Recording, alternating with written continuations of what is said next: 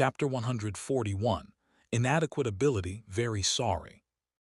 As soon as these words were spoken, Saul, Nick, and Wright all looked at Byron in shock. Saul was surprised. How did Byron know about his relationship with the Tower Master? Although it had never been explicitly stated, Saul had always believed that the Tower Master was secretly guiding him. He just didn't understand why it had to be done in secrecy. Was it because he was just a first-rank apprentice and not worth acknowledging? But judging from the Tower Master's actions, he didn't seem like someone who cared about such trivialities. For the other two, their shock was even more profound, especially Wright. When he realized what Byron was implying, his eyes were filled with despair. Even if he managed to escape this place and return to the Wizard Tower, he probably wouldn't live long.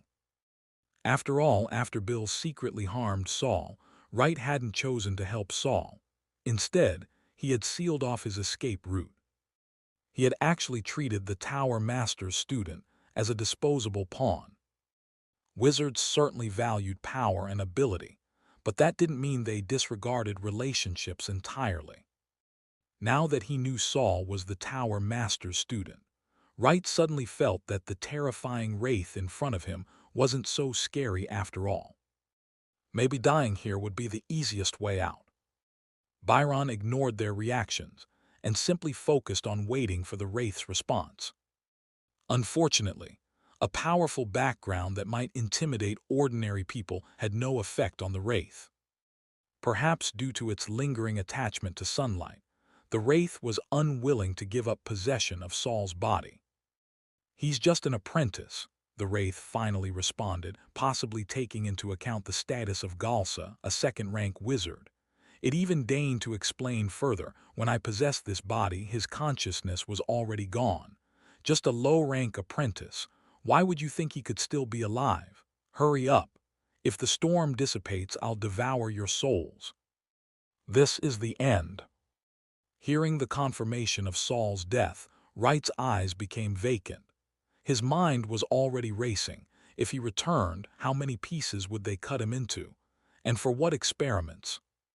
Nick, on the other hand, immediately looked at Byron, only to find that he remained relatively composed. But Byron wasn't as calm as Nick assumed. He had gone through so much effort to trick Morden into coming here. There was no way he was giving up at the final step. Their first plan had failed. Byron's eyes darkened, but he still nodded at Nick. Nick immediately said, "Lord Morden, please step into the center of the circle. I need to connect the induction device for you." The wraith was already impatient. It strode into the circle without hesitation, allowing Nick to insert fine needles with attached wires into its head. The other end of the wires was connected to an induction device Nick had just assembled. After confirming that everything was properly linked, Nick secured the device beside the rift, as close as possible to the Soul's Storm. A massive speaker was attached to the other end of the device. Nick adjusted the speaker's angle again and picked up a small control panel. "Lord Morden, please relax your consciousness. The transfer of soul fragments may cause some discomfort." Morden snorted coldly and closed his eyes indifferently. As the device was activated, a piercing sound erupted from the speaker. Nick, Byron, and Wright all frowned, enduring the noise. Nick gritted his teeth through the headache and adjusted the device to a specific frequency. Instantly, the grayish-white storm within the rift began spinning faster, and small fragments were flung out, vanishing into the surroundings. A few minutes later, several larger white shadows slowly separated from the storm and were drawn into the speaker of the induction device. At that moment, the magic circle beneath Morden's feet erupted with a blinding glow. "Now," Byron shouted, seemingly directing Morden on how to merge with the soul fragments. But Saul knew that this shout was meant for him. As soon as Nick adjusted the device, Saul had climbed back into his own mind. When Byron gave the signal, he immediately rushed in. The moment he entered, he realized that his mental space had changed. What was once a chaotic, indistinct void had transformed into a small, tangible space. The surroundings were pitch black, with only a massive circular stone platform beneath his feet. The circle drawn on the stone platform was identical to the one Byron had created in reality. Suddenly, a figure appeared in the central ring of the platform, Morden, restored to his original appearance. Just like when Saul first saw him, Morden had a bruised, purplish face, an aged appearance, and only half a body remaining. Has my mental space been altered? Saul crouched down and touched the ground. The sensation under his fingertips was surprisingly real, completely different from when he had previously fought the Wraith for control of his body. It was as if someone had reconstructed his consciousness, turning it into a more comprehensible form. Above him, white fragments drifted down like snowflakes. Saul immediately recognized them as the physical manifestation of soul fragments in this space. These soul fragments naturally gravitated toward Morden, but as they neared him, they were repelled by an invisible force. The opposing forces of attraction and repulsion caused the snow-like fragments to spiral around Morden, gradually forming a miniature vortex. Is this the principle behind soul storms? Saul stepped forward. Though he had never encountered this visual representation before, his mind instinctively understood. Only by becoming the last survivor on the platform could he regain control of his body. At that moment, 10 more figures appeared around the stone platform. Some were intact, some were fragmented, some were lucid, while others were lost in confusion. Saul recognized them. They were the remnants of the souls Morden had just absorbed.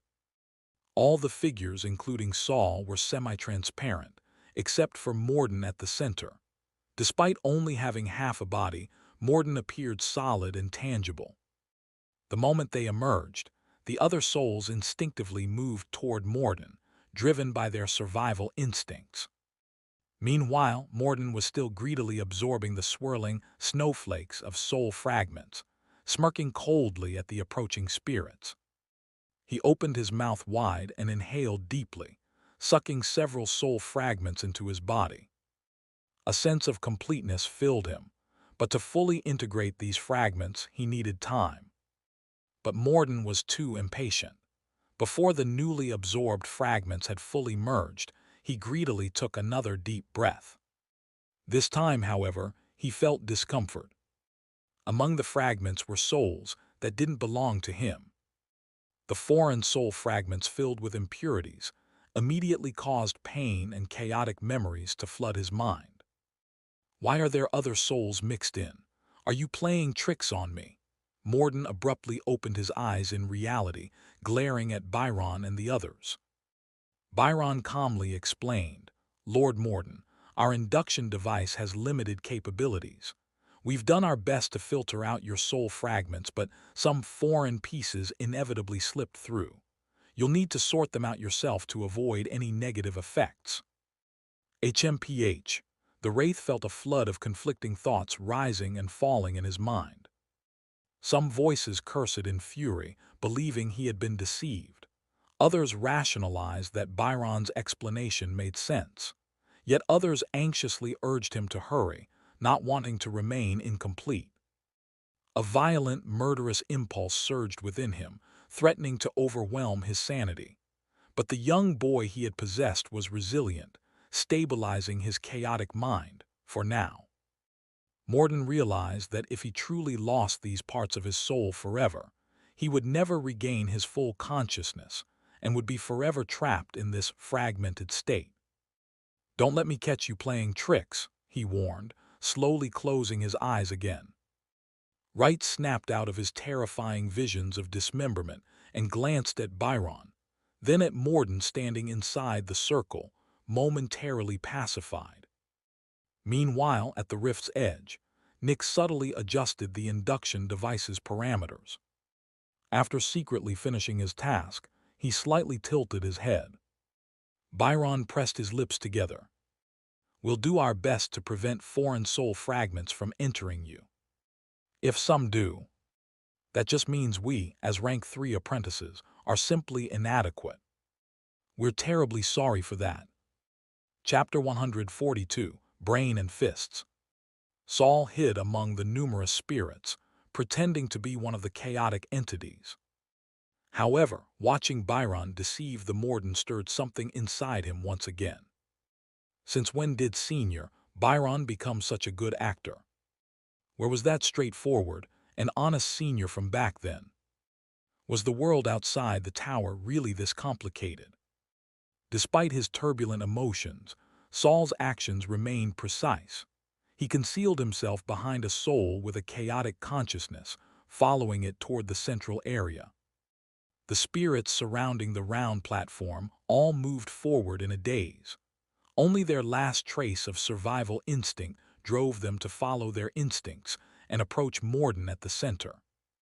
The last remnants of their consciousness told them they must kill Morden or they would disappear forever.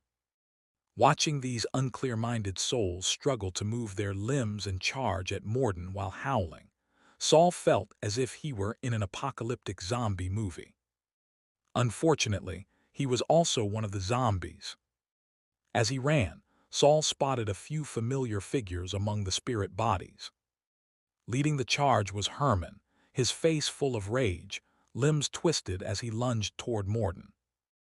However, Morden was still absorbing the fragments of wandering souls and paid no attention to anyone else.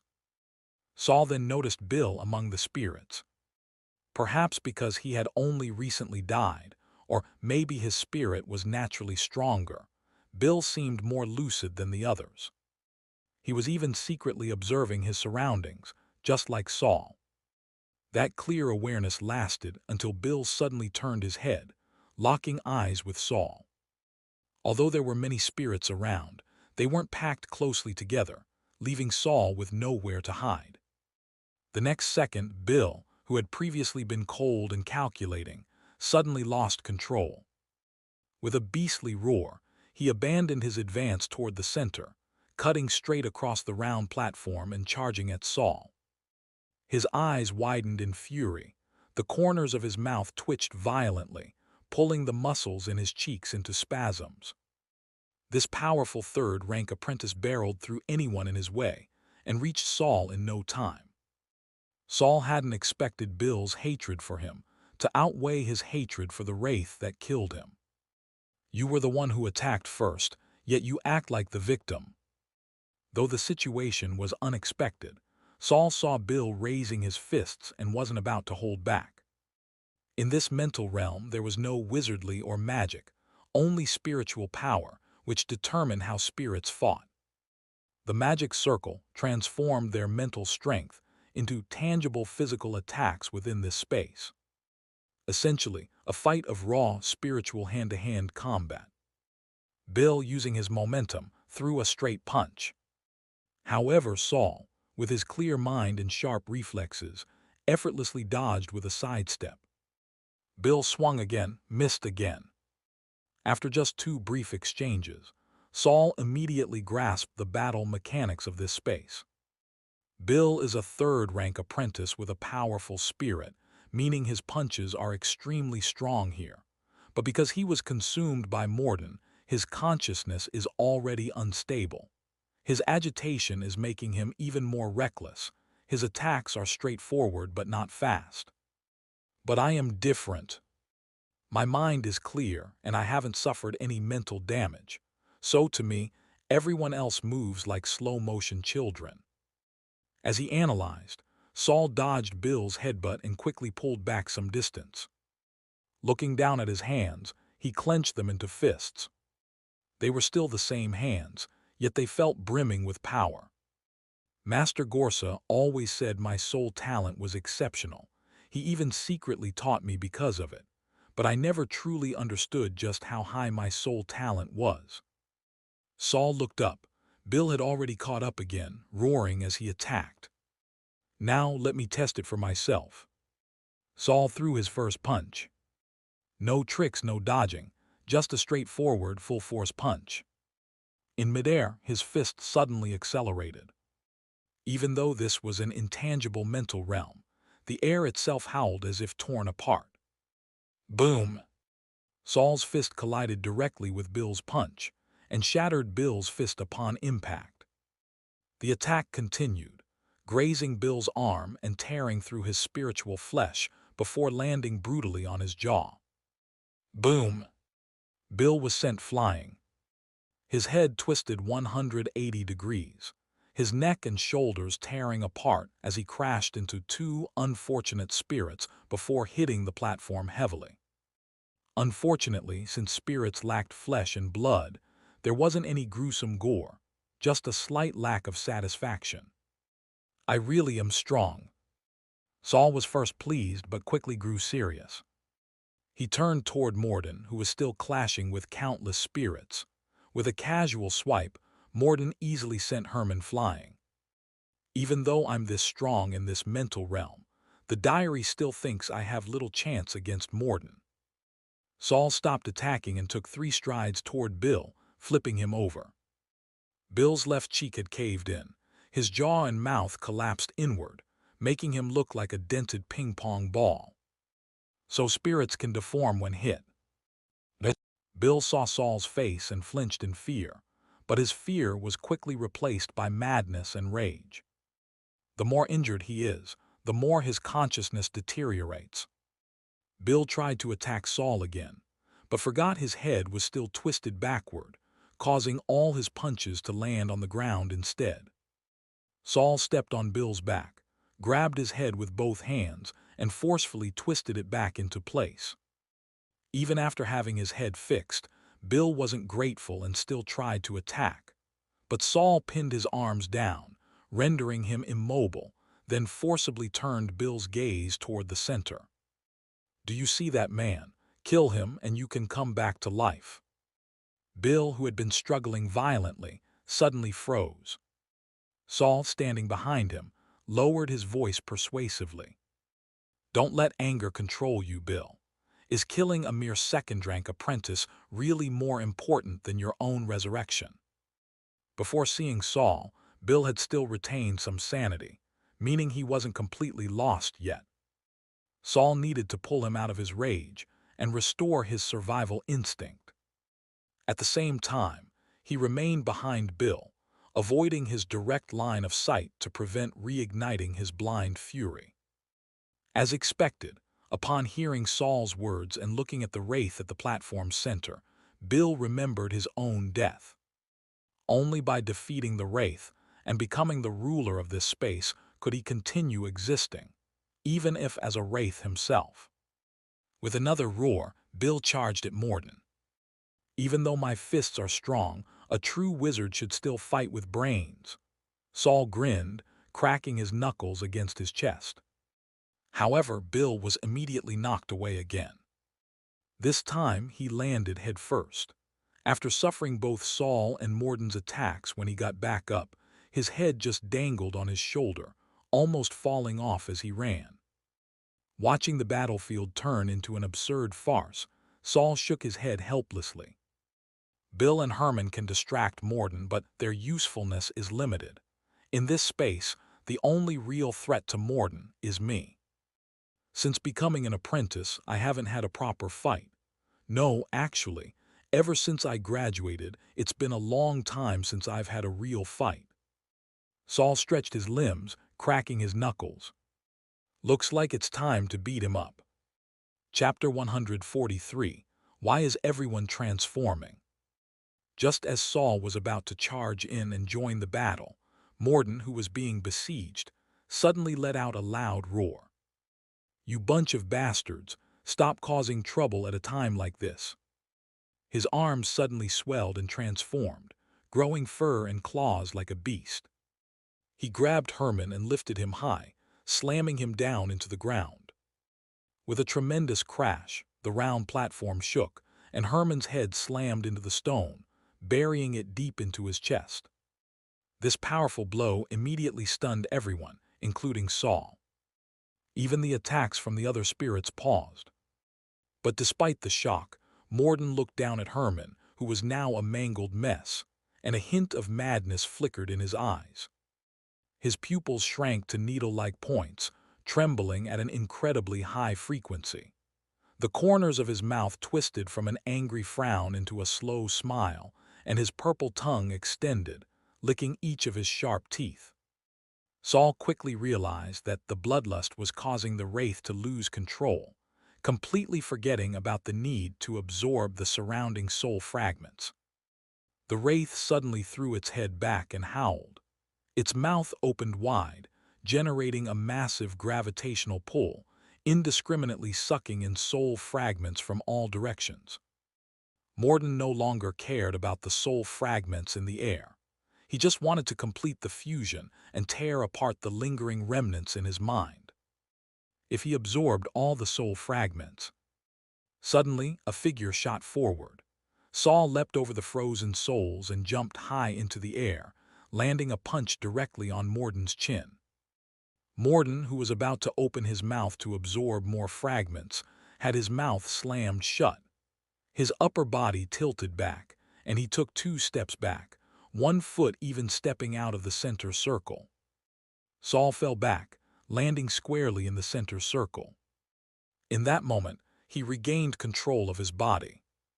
Saul blinked, suddenly realizing that in this reshaped conscious space, entering the circle meant becoming the dominant consciousness of the body. He quickly opened his eyes and saw Byron standing across from him, watching him warily.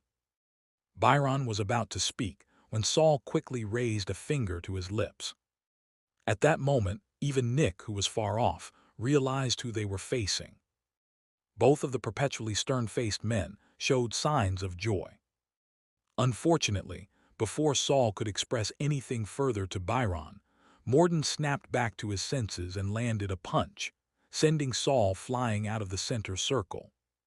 Saul's small frame spun a few times in midair before landing heavily on the ground. He gritted his teeth against the pain and immediately sprang back to his feet, ready to defend against the next attack. This was when he realized that his earlier strike had broken the silence, causing the other souls to spring back into action. This gave Saul a brief moment to breathe. He touched his head to make sure there was no indentation, then sighed in relief. Meanwhile, outside the conscious space, Byron, realizing that Saul was still alive, turned to Nick and gestured. Nick, noticing the change, adjusted the parameters on the control device. What? Saul rushed back, nearly stepping on Herman, who was sprawled on the ground. Though his head was still embedded in his chest, his hands were already flailing, clearly still capable of fighting. Saul quickly crouched down, reached his arm inside Herman's neck, and pulled his head out. Herman let out a cry of excruciating pain, and his gaze toward Saul turned hostile. Saul, repeating his earlier tactic, hid behind Herman, propping his head up and facing Morden. "That's your enemy." Herman's eyes turned bloodshot, and with a roar he charged again. But once again, the man was knocked back. Saul frowned. In this group, only Bill, Herman, and the other 3 third-rank apprentices have some combat ability. The others couldn't even scratch Morden. Suddenly, Saul saw Morden grab Bill, lifting him high into the air. This time, however, Morden didn't slam Bill into the ground. Instead, he drove both hands deep into Bill's abdomen and tore him in half. Just as Saul thought Bill would be the first sacrifice, Bill's body suddenly turned purple, then softened into a mass of purple foam, slipping from Morden's fingers. When the foam hit the ground, the 2 purple masses rolled together and reformed into Bill. "What is this?" Saul stared at Bill, now transformed into a purple figure, and glanced at Morden, whose arms had morphed into those of a beast. "Why did their forms change like this? Can I do that too?" Before Saul could figure it out, he suddenly saw Herman running forward, seemingly inspired by Bill and covering himself with a layer of silver metal. The transformations of Bill and Herman clearly made them much stronger than before. When Herman threw a punch, even Morden could no longer take it head-on. Bill and Herman's transformations seemed to align with their most adept forms of spells. Is this some sort of construct within their spiritual bodies? However, Saul quickly dismissed this hypothesis, as the other third-rank apprentices had not changed at all. What could be affecting their conscious forms, spells, meditation methods, or is it the locator device? Before Saul could work out the answer, the battle up ahead took a sudden turn. A snowstorm suddenly rained down from the sky, and countless soul fragments fell. These fragments, which previously hesitated, now actively rushed into Morden's body. As the fragments merged with him, Morden's eyes grew murky, and his body began to transform even more drastically, shifting into a full beast-like form. At the same time, the Wraith's limbs began to move more stiffly. Seeing the Wraith's movement slow down, the remaining complete souls began to tear into Morden's body. They frantically gnawed at him, and they even managed to tear off a small piece of his flesh. But despite the damage, Morden showed no signs of pain. With the influx of soul fragments, the damage was quickly healed. Bill, closest to Morden, suddenly leaped onto his back, wrapping his arms around Morden's neck and biting into his skull. Just as Bill's teeth neared the back of Morden's head, a tail shot out from Morden's back, striking like a blur. It pierced Bill's chest, emerging from his mouth. Yet in the split second before Bill could be fully consumed, he transformed into foam again. Before Bill could slip away from Morden's tail, Morden's head underwent a huge change. His mouth elongated like a crocodile's, and with a sharp turn, he snapped his jaws open wide, swallowing both his tail and the purple foam. Only a small piece of the foam fell to the ground, motionless. Before anyone could react, Morden turned back around and bit into another third-rank apprentice's soul. With a scream, the apprentice's head and chest were swallowed whole. Seeing that the remaining souls were struggling against Morden's transformation into a crocodile-like beast, Saul didn't have time to think about the transformations. He dashed forward, and just as Morden was about to devour another spirit, he kicked Morden's tail root. Morden staggered and lost his prey. He spun around to see who had attacked, but only saw a shadow dart behind Herman. Herman's mind had become foggy through all the continuous fighting. His eyes were filled with rage and madness, and all he knew was that he had to kill the enemy before him. Seizing the moment when the Wraith was distracted by the consumption of soul fragments, Herman's metallic hands slammed into Morden's chest, deforming it and nearly forcing Morden out of the center circle. However, at that moment, Herman saw Morden stagger, suddenly spin around, and then whirl back with bloodshot eyes locked on him. Herman instinctively tried to dodge, but the next second, someone kicked him hard from behind. Losing his balance, Herman lurched forward.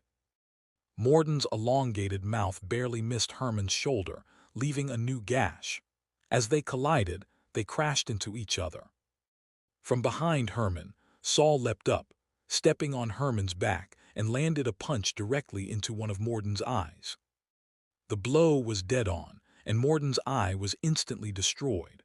Saul quickly flipped away, taking cover behind Herman's large metallic body to block Morden's counterattack. Chapter 144, Locator. I have one too. After being repeatedly mocked by Saul, Morden finally lost his composure. He grabbed Herman, who had been sent flying, and pulled him back without caring about the possibility of indigestion. He turned his head and violently tore off Herman's already precarious head. Saul was too late to intervene and could only grab Herman's headless body, retreating to the outer circle again. I know who you are now. The Wraith stared at Saul, its murky voice sounding like a giant crocodile's. You are the master of this body. It sneered, grabbed the souls clinging to its body one by one, and crudely shoved them into its mouth. In an instant, the only ones still moving on the platform were him and Saul. I just realized something. Morden fixed his eyes on Saul. Even if Yura comes, she won't be able to revive me. So why should I continue to maintain my sanity? He suddenly threw his head back and let out a long howl. A huge suction force emanated from his open mouth. Countless snowflakes whirled and flew into Morden's mouth. This time, Saul did not step forward to interrupt, but silently watched from the outer circle. Morden's giant claws stretched again, a tail grew out behind him, and even the missing parts of his body were restored. "I don't need sanity." Morden stopped after devouring all the snowflakes, lowered his head and stared at Saul. "I only need power. Once I eat you, even the sun won't stop my steps." Saul watched Morden and retreated a few more steps. The Morden before him had completely turned into a monster. His arms hung down to the ground, each arm thicker than an average human body. His original beast skin was torn apart, revealing not muscle, but pairs of eyes of varying sizes. The tail that grew out of his back no longer resembled a tail. Instead, it was a series of pale arms tightly bound together.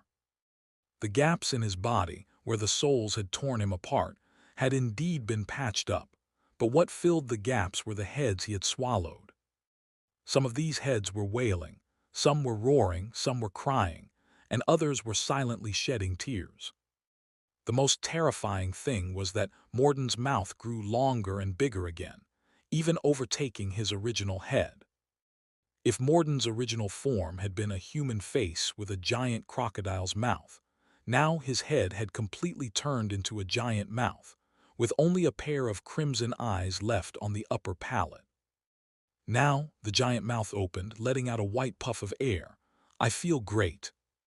Morden lifted his foot and stepped out of the central circle. "What?" Saul, who had been standing in the formation with a fierce expression, suddenly closed his eyes and fell backward. Nick, who had been watching Saul, immediately turned to Byron with a look of concern. "What do we do next?" Byron stared at the fallen Saul, seeing that his chest was still rising and falling. "Right, can you still fly?" "I can, though it's a bit strained." Byron only heard the first word and immediately pointed at Saul. "Fly over and check Saul's eyes. Are they normal?" Wright smiled bitterly, enduring the headache caused by the mental strain, and flew above Saul, carefully pulling back his eyelids. After confirming the situation, he immediately flew back. "His eyes are still human." Upon hearing this, Byron immediately told Nick, "Turn off the electro-sensing device." Nick quickly complied. As soon as the device was shut off, Byron hesitated for a moment before asking, "Nick, I remember your electro-sensing device can attack the souls attached to a person, right?" "Yes, but the power of this device isn't as strong as the one in the lab. The attack effect is limited. It can deal with wraiths, but against a wraith like Morden, it might only cause a bit of damage." "That's enough. Set it to the maximum frequency and attack the wraith inside Saul." Nick clutched the electro-sensing device tightly. Once they activated the device to attack the wraith, if the wraith defeated Saul and regained control of his body, it would surely realize everything that had happened was a lie. At that time, they would face an even more terrifying and powerful wraith hunting them down. Byron didn't hear Nick's footsteps and knew that Nick was hesitating. "Once the device is activated, you and Wright need to evacuate immediately." To his surprise, Wright spoke up, "Forget it. There are monsters everywhere outside. At my current state, it'd be a death sentence to go out. We might as well stay here and fight to the death. If I survive, at least I can make up for my previous mistakes." Nick finally walked over, placed the electro-sensing device on the ground, and began adjusting its settings again. "What?" Saul flipped and dodged the enormous tail, formed by countless intertwined arms. The tail crashed into the ground with a loud boom, causing the entire platform to shake. Saul panted heavily. Although in his soul form he didn't need to breathe, he still maintained the habit of doing so. The wraith swelled again, each step it took covering a distance of 3 meters. Its tail grew longer, and its attack range could almost cover the entire platform. In comparison, the smaller Saul could only rely on his speed, continuously dodging its attacks. The difference in size between the two was immense, and their strength was gradually widening. If not for Morden's attacks being purely instinctive and lacking technique, Saul might have already lost.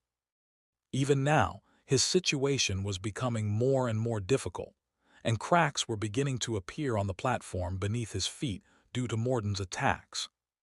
At this moment, Saul, who was at a clear disadvantage, was nervous but not yet desperate. This guy now is like an inflated balloon. Just one poke and he'll pop. Saul leaped onto one of Morden's outstretched arms, and before another arm could slap him, he quickly rolled down. But the balloon's material is as thick as a tire. With my attacks, I can't break it in just a few hits. Damn, why can't my hands turn into a knife? Even a needle would do. Suddenly, the snowflakes falling from the sky disappeared, and Morden's attacks momentarily paused. He looked up at the sky and let out an ambiguous low laugh. Then, more frequent attacks rained down on Saul. Saul failed to dodge in time and was swept by the tail, slamming to the ground. He endured the pain of his body seemingly falling apart and quickly rolled to the left, dodging the giant claws that followed. Then a warm current surged through Saul's body, and at the same time, Morden let out a cry of pain. Damn it, a bunch of liars. When I get out of here, I'll rip off your heads and stick them on the backsides of tunnel worms. Morden roared in anger and continued attacking Saul, but the occasional pain slowed his movements. An opportunity. Saul's eyes lit up. He didn't retreat but instead advanced. He avoided the wraith's tail and hands and rolled under its body. At this moment, Morden's form had inflated like a balloon, looking ready to burst at any moment. Saul needed to find his weak point and targeted the missing lower half of his body.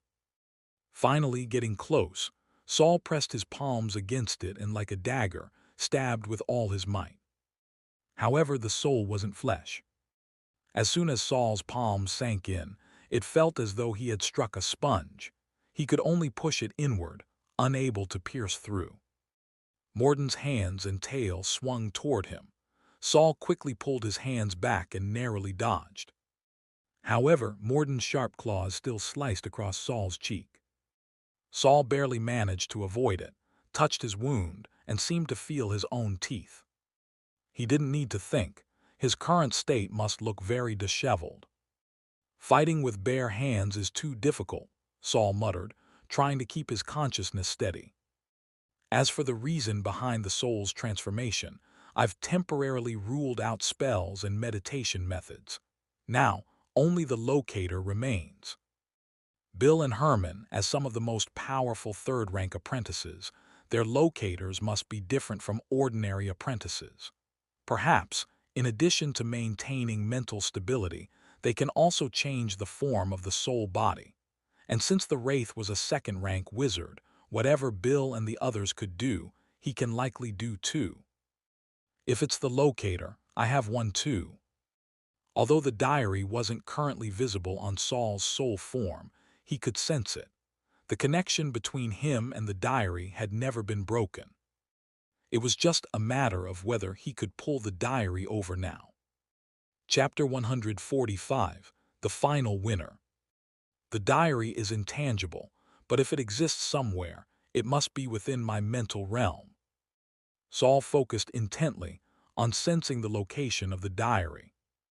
Almost instantly, Saul felt an indescribable connection, a link that extended from his left shoulder into the endless darkness ahead.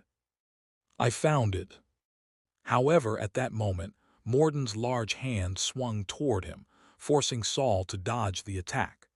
But as soon as he diverted his attention, the connection was immediately cut off. Morden's strike missed Saul but slammed into the ground. The already damaged corner of the round platform instantly shattered, and the falling debris vanished into the darkness. If Morden still had any rationality, he would likely continue to attack the platform, destroying the ground and leaving Saul with no space to evade. but he seemed completely oblivious, focusing only on attacking Saul. "Good thing this guy's gone mad," Saul murmured as he continued to call for the diary. However, Morden's tail swept toward him again, forcing Saul to jump and dodge, severing the connection once more. "I can't keep doing this." Morden's movements had slowed somewhat due to the intermittent pain, but with 2 hands and a tail, his relentless attacks still left Saul with no time to focus on summoning the diary. Seeing another massive hand coming toward him, Saul gritted his teeth and instead of dodging, charged forward, closing the distance to Morden's body. This time, he quickly leapt behind Morden, grabbing tightly onto his neck to avoid the giant alligator-like mouth. Morden's claws and tail immediately reached back toward him. His deformed body allowed him to attack without any blind spots. As long as it wasn't that giant mouth capable of devouring everything.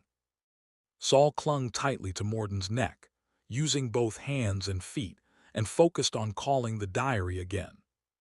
At that moment, a giant claw came crashing down on him, but he didn't dodge. The sharp claws pierced his body.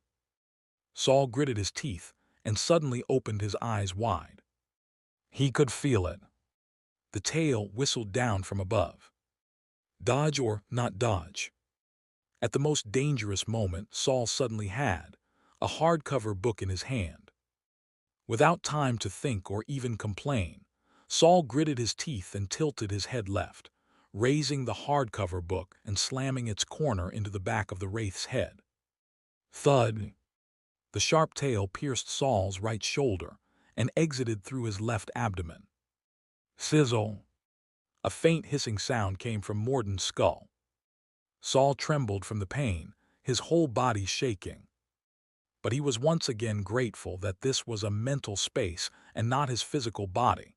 His right hand could still move. He yanked the diary out, seeing a large hole in the back of Morden's head, from which air was rushing out. Fragments of souls were being blown away. Saul smiled, the wounds on his face becoming a continuation of his grin. He slammed the diary down again, creating an even larger hole in Morden's skull. "Ah!" The wraith let out a cry and threw his head back, his tail whipping violently and tossing Saul into the air. Saul crashed to the ground with a loud thud, rolling until he collided with Herman's headless body, finally coming to a stop. Enduring the excruciating pain, Saul turned his head to look. Morden's body was shrinking and expanding rapidly. Countless fragments flew from his skull, only to be sucked back into his mouth. The wraith was desperately trying to retrieve the fragments flying out of his body, not realizing his form had already reached its limit. "It's going to explode." Saul suddenly realized the danger and struggled to grab Herman's metallic body, holding it in front of him. Boom! Boom boom! Continuous explosions and massive shockwaves.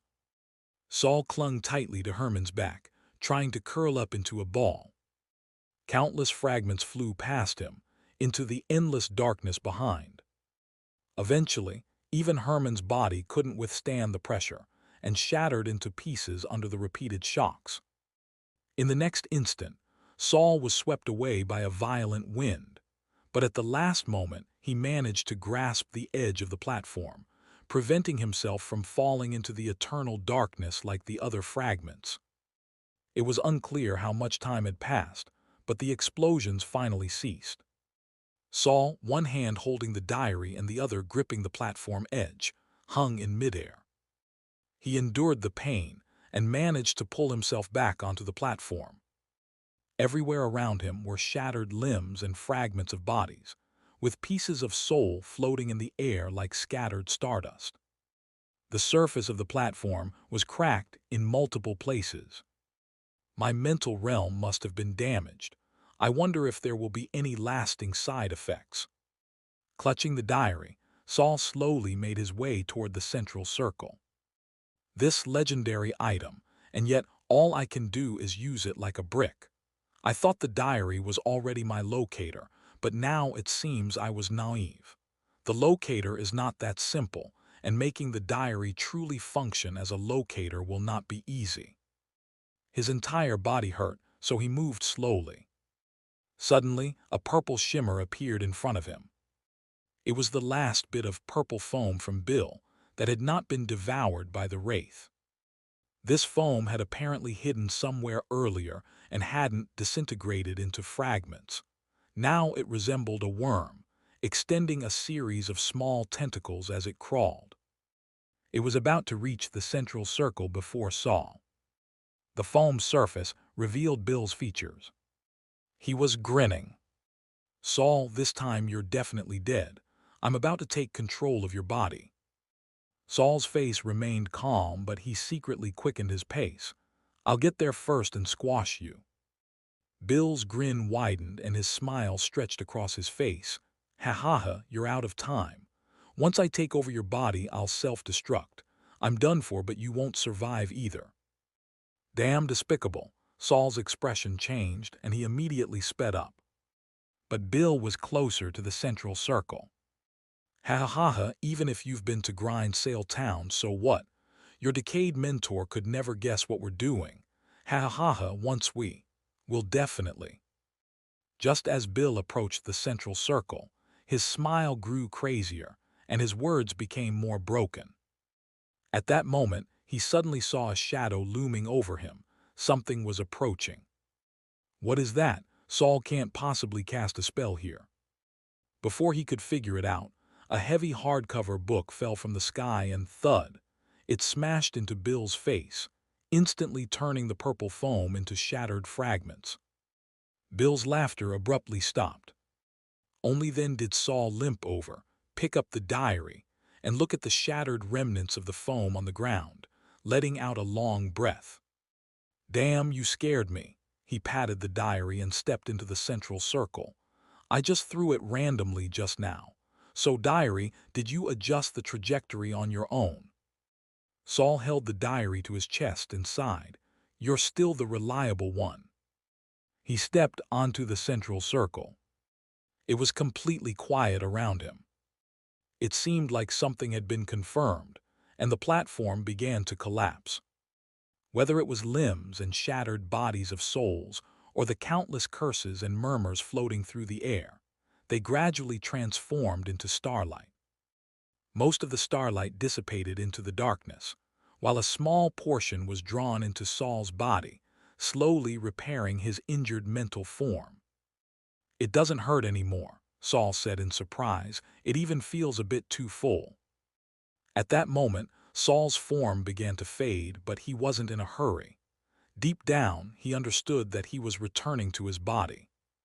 In the end, everything in this mental space was merely a virtual image formed by the patterns of human thought. Now that it was no longer needed, it would return to nothingness. Finally, only the diary remained floating in the air, the most unique presence in this mental space. When the place was empty, the cover of the diary slowly flipped open, and the pages began to turn rapidly until it reached the final page. 3 black shadowy figures suddenly descended from the depths of the darkness, landing on the diary, transforming into 3 irregularly shaped black pages. Chapter 146, He's Melting. Why hasn't Saul woken up yet? Wright crouched next to Saul, anxiously asking Byron, who was standing nearby. Just a moment ago, the circle suddenly failed, and the electric sensor had stopped working. Nick had no choice but to remove the wires from Saul's body. Byron glanced at Nick, who was still busy adjusting the sensor. Nick, while tidying up the sensor, said, "The last measurements show that Saul only has one emotional entity left inside him, and it's very calm. Whoever survived, it definitely was Morton." Byron turned to Wright. "Wright, you've run out of words today, haven't you?" Wright sighed, rubbing his hands together. "In the end, I didn't help much. Do you think Saul will tell the Tower Master when he wakes up? Will I be dead by the time we get back?" Byron hesitated, unsure whether to speak. "No." Wright clearly misunderstood Byron's intention and lowered his head to explain to the unconscious Saul. "Saul, Ah, ah. He suddenly began making strange noises. Byron and Nick were startled by his cries and quickly followed his gaze. Wright finally shouted, "Saul, he's melting." They saw Saul's hands hanging limply at his sides. At some point, his hands had started to melt like burning wax, slowly sliding away from the bones at the center and spreading outward. Not only that, when Byron anxiously rolled up Saul's sleeve, they noticed that even his normal arm was starting to deform. The skin loosened and sagged, as if he had aged 100 years in an instant. Furthermore, this aging skin was spreading towards his torso. If this continues, will it cover his entire body? What's happening? Nick's expression turned grim. Byron looked at the sensor nearby, suddenly having an idea. Before Byron could speak, the ground suddenly shook and a fierce wind blew from behind them. The three of them turned around simultaneously and realized that the soul storm, which had originally lasted for a few more days, had started to dissipate. Countless white fragments began to fade, and the rotating wind speed slowed. But in its place came the tremors from the cracks and the rolling boulders from above. It must be our circle that accelerated the storm's dissipation. The cave is about to collapse. We need to leave now, Nick said quickly, clutching his sensor. But what about Saul in this state? If we run out, will he turn into a pile of skin and bones? Wright quickly asked, concerned for their lives. Hearing this, Byron suddenly reached into his mouth and pulled out a pouch. It was the same pouch Saul had used to store spoils. Byron lightly shook it, and the pouch immediately expanded into a 1-meter square bag. Byron held the pouch open and nodded toward Saul. Wright immediately understood Byron's meaning. He quickly but carefully picked up Saul and stuffed him into the pouch before any skin fell off. Byron didn't seal the pouch, but simply threw it over his shoulder. The three of them ran at full speed. The tremors from the cracks didn't affect the ground much. The further they ran upward, the weaker the aftershocks became. Finally, they reached the entrance of the cave. Wright reminded the others, "There are quite a few head monsters outside. We have to be careful when we go out. We need to find a weak spot and break through. If we get surrounded, we're done for." The head monsters have poor eyesight. How about we wait until nightfall before going out? Nick cautiously suggested. The mountain was covered with head monsters, and no one was unafraid. Byron handed the pouch to Nick, then stepped forward to quietly observe the outside. But soon he returned with a surprised look. Tilda, he shook his head lightly. "Is it gone?" Wright asked, disbelieving, and rushed to the position where Byron had stood. He peeked out from the cave, slowly extended his upper body, and then stepped all the way out. The sunlight was behind him, casting a huge shadow over the entire valley. Everything was eerily quiet. The brutal, intense scene they had just witnessed was nowhere to be seen. "It's really gone." Byron and Nick followed and walked out. Standing at the cave entrance on the cliff, they all had complex feelings they couldn't easily express. Especially Wright, who hadn't expected that after the wraith disappeared, the head monsters would leave on their own. Could it be that the head monsters were actually dependent on the wraith's existence? Suddenly, something in the shadows stirred. "Who?" Wright shouted. A few figures staggered out from below the cave. Wright looked down and saw that they were apprentices from the land drifters, some of whom looked familiar. They were the unlucky ones who had been chased by the wraith earlier. "It's you." One of them recognized Wright and knew he was a third-rank apprentice. Among the surviving land drifters, there was no one left of third rank. The situation had reversed, and the people on the ground immediately surrendered. "Master, the head monsters, are there only a few of you left?" Wright looked down at them coldly, his voice icy. The group exchanged glances, and one of them stepped forward to answer. "Master, after you went underground, the head monsters started killing us indiscriminately. Most of our companions were bitten to death. But then, for some reason, those head monsters started to scream in fear and vanished. We were afraid there was danger, so we hid in place and didn't dare move. He seemed to be answering respectfully, but Byron noticed that when they exchanged looks, one of the apprentices had a strange glint in his eyes. "Master, what about the wraith? Master Morden, how is he?" Another one stepped forward, trembling with fear. And when the apprentice stepped forward, he partly blocked the one with the strange look. "They're signaling outside." Byron immediately realized that these guys weren't being honest. "I feel something huge approaching." Wright suddenly crouched down, placing a hand on the ground. "With this tremor, it will arrive in half an hour. It's not friendly. We must leave immediately." "Let's go, head straight back to the tower." Byron nodded, and the three of them immediately jumped out of the cave, landing on the ground. Seeing them about to run, one of the land drifter apprentices actually stepped forward to try and stop them. However, at that moment, the pouch Nick was holding suddenly started to struggle violently. Remembering who was inside the pouch, Nick quickly put it on the ground. The pouch wasn't tightly sealed to allow air, and once Nick let go, the opening was immediately forced wide. A small, thin figure climbed out of the pouch. Seeing the figure rise from the pouch, the apprentice who had been approaching immediately retreated in terror. He was so frightened that he tripped after taking 2 steps and fell to the ground, crawling backward on all fours. The others also trembled with fear. They tried to run, but their feet were stuck to the ground, unable to move. Unlike the first one who had fallen, this was their last act of defiance. The figure that stood up from the pouch covered its head with both hands, looking a little pained. Its hands were pure white bone, making one wonder how much flesh remained on its frail body under the clothes. Byron noticed that although Saul's expression was painful, his eyes were clear, and his skin seemed to have recovered, no longer appearing aged. Saul lowered his hands and looked around. "Senior." Looking around, he realized he had already left the underground. When he looked down again, he was shocked to see that his hands had turned back into bones. Underneath his feet, there were 2 sticky puddles and one of his shockproof gloves. What's going on?" He woke up and his hands were gone. Chapter 147. This is what an apology should look like.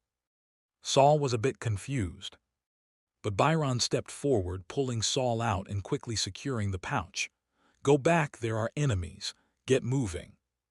Saul still didn't quite understand what was happening, but instinctively followed Byron. Their original camp had been near the cave, but most of their belongings were destroyed in the earlier bombardment. Saul pointed to an entrance, telling them that he'd hidden all the valuables there. But when Wright ran over, he found the place was completely empty. "It must have been found by the land drifters," Nick said. "The wooden spiders are also gone." Wright gritted his teeth and glared at the land drifters. "I'll go kill them all. These bastards have been trying to kill us from the start, wanting to silence us. There's definitely something going on here." "Kill them quickly, then get out of here," Byron agreed. The 2 third-rank apprentices marched over, their posture intimidating. A few of the land drifters realized something was wrong and immediately tried to flee. "Stop!" a loud shout rang out. Everyone turned to look at the source of the voice. It was Saul. One of his hands was pressed against his temple, his face slightly contorted in pain, while the other pointed toward the cliff. "Can that ship still be started?" The land drifters immediately became nervous at the sound of Saul's voice, but once they realized what he was asking, one of them gathered the courage to respond. "A 3-masted sailing ship can be started with just 5 people. We can sail it for you. Please spare our lives." Nick immediately said, "If we take their ship, we might be tracked." But Wright said, "Don't be ridiculous. We can't outrun them even on foot. If it's a true wizard chasing us, we have no place to hide. As long as we get out of the Hanging Hand Valley, I don't believe they'll dare chase us into the Wizard Tower's territory." Saul agreed with Wright's viewpoint. The idea of escaping by boat was the same as their original plan. Time was tight, and Byron made the final decision to take the boat and run, no matter if the ship had a tracking signal. They would sail as far as they could. Byron and Wright seemed energetic, but in reality both were exhausted. Saul, however, clearly wasn't in a good state. His face looked normal, but no one knew if the earlier full-body melting effect had any lingering consequences. They still needed to get back to the Wizard Tower as quickly as possible. The four of them, holding the remaining land drifter captives, hurriedly boarded the three-masted ship. Once they stepped onto the deck, they were pleased to find that most of their equipment and the wooden spiders had been brought aboard. But they didn't have time to inspect everything, and immediately began escorting the prisoners to prepare the ship. There were still 5 living land drifters. As a sick patient, Saul didn't have to do any work. He casually sat next to their recovered luggage while rubbing his head. Soon the ship began to rise, hovering 1 meter above the ground. Then all 3 sails dropped. Even though there was no wind, the sails somehow filled as if blown by something. The ship quickly began moving. "We've finally got it moving," Saul sighed in relief. "Damn, my head hurts. Is this a side effect of the battle in my head?" A sharp pain struck, and Saul involuntarily staggered, bumping into the nearby soul wave detector. While he was fighting through the pain, he noticed something in his peripheral vision. He quickly turned around and was shocked to see a smooth black shadow in the detector's mirror. The shadow stood behind Saul, slightly lowered, as if it had been watching him all along. "Hud!" Saul immediately stood up and looked behind him. Naturally, he saw nothing. He glanced back at the detector, and the shadow remained standing behind him as he moved. Saul slowly turned his head to look at the detector's switch. Sure enough, the detector hadn't been activated. Saul remembered. The shadow behind him had appeared in the detector when they were at the entrance of Hanging Hand Valley. Could it have been a wraith that latched onto me the moment I entered Hanging Hand Valley? This spirit was solid and different from the blurry wraith they'd seen later. Since it hadn't appeared again, Saul had gradually forgotten about it. But now it had followed him all along. One true wizard wraith has already nearly tortured me to death. If this spirit is also a true wizard wraith, then I might as well give up on resisting. I'll just lie down and wait for death. Saul forced a self-deprecating smile and slowly sat back down. However, his biggest comfort was the journal quietly floating on his left shoulder. Since I can't die just yet, I might as well rest for a bit. Another wave of pain hit, and Saul leaned against the detector's mirror. In the warped mirror, the shadow behind Saul gradually faded. The land drifter ship was fast, and they gradually sailed away from Hanging Hand Valley, moving between plains and forests.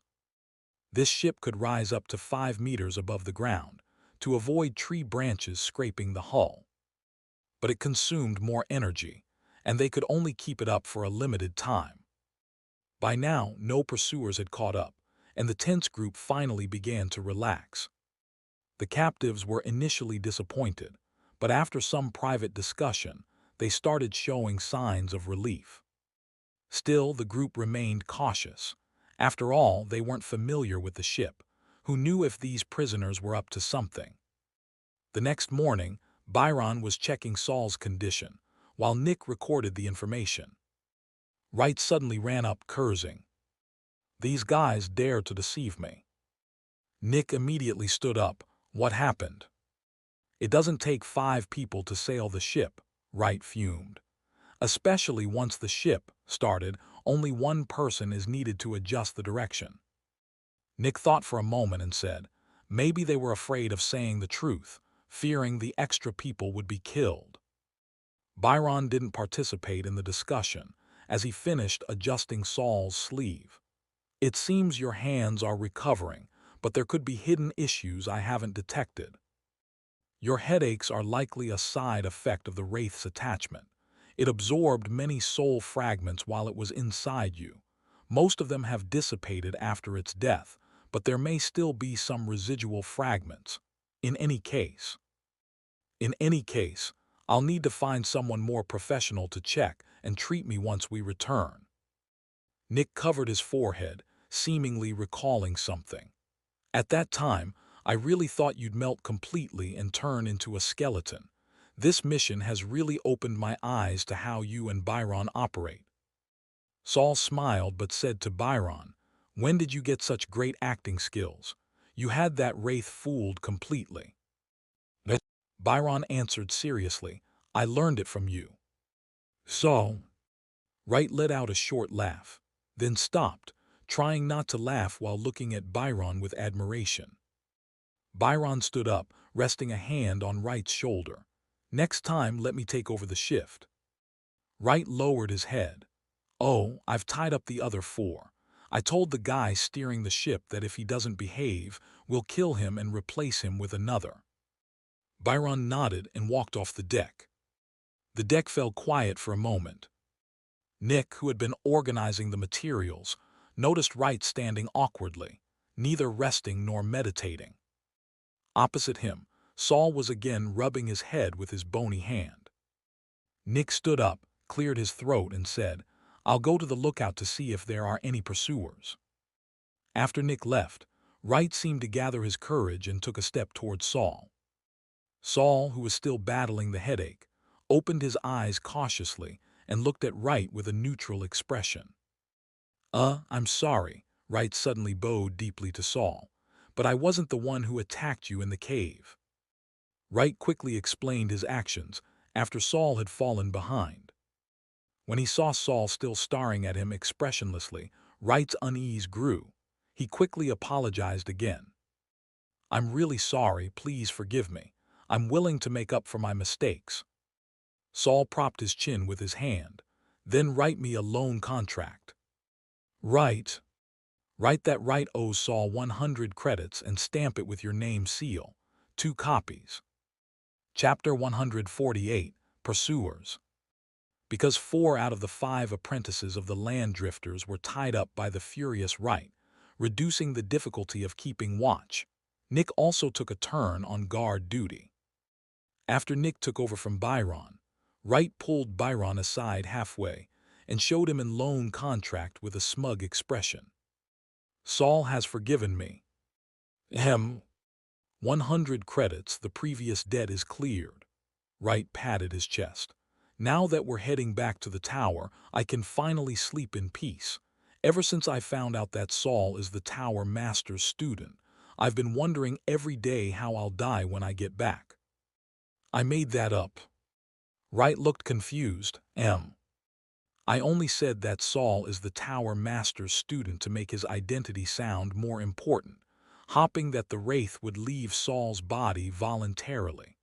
Unfortunately, the Wraith refused to let go of him at that time." Wright screamed, staring at Byron in disbelief. "You really are cunning." Suddenly, he tore the loan contract in half and howled, "Damn it, Saul even tricked me. If I knew he wasn't the Tower Master's student, I'd have only given him 20 credits at most." As Wright ran up to the deck to demand the loan contract back from Saul, a huge mental pressure descended from the sky. The moment Wright and Byron stepped onto the deck, they felt as if a massive mountain was pressing down on them. They barely lasted a few seconds before both collapsed to the ground. The 2 third-rank apprentices couldn't resist at all, and the others were in no better shape. The rapidly moving ship suddenly shook violently, then crashed into the woods, sliding for some distance before finally being stopped by a thick tree. Only Saul, who was seated on the deck, was less affected. He even managed to look up and see who was attacking them. Fortunately, when the ship finally came to a halt, the mental pressure also disappeared. Byron and Wright, their faces pale, rushed to Saul's side. "That pressure just now, it definitely came from a true wizard." We're already close to the wizard tower. Could it be that the mentor saw the land drifter's ship and mistook it for an enemy? Wright said anxiously. Saul shook his head. That mental power came from behind us. If it were the mentor to prevent us from attacking, they wouldn't have removed the pressure even after the ship stopped. Both were surprised that Saul could discern the source of the mental attack, but now wasn't the time to investigate why. Byron said gravely, "Abandon the ship, run." Saul shook his head again. "It's too late." Sure enough, from behind Saul, a figure rapidly appeared. The figure wore a black robe and a purple cloak.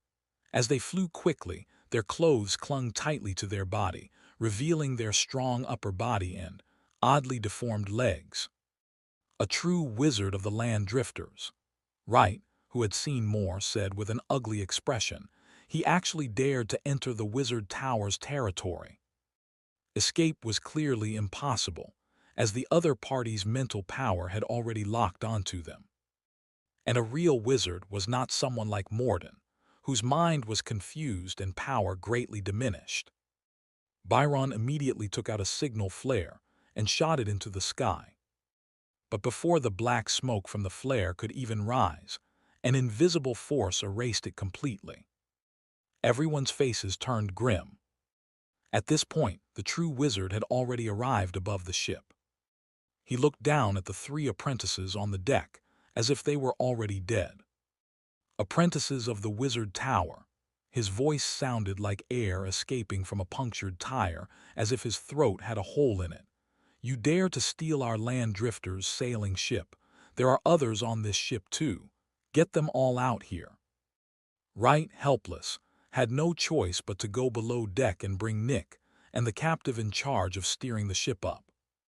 He also woke up the 4 unconscious land drifters' apprentices and brought them to the deck. Yesterday they were the captives. Today I'm going to become the captive. Sigh. Wright had already begun to mourn for himself. When Wright brought the captives to the deck, he saw that Byron, Nick, and the others were all already lying on the ground. Only Saul was still barely seated in his chair. The wizard's eyes moved rapidly.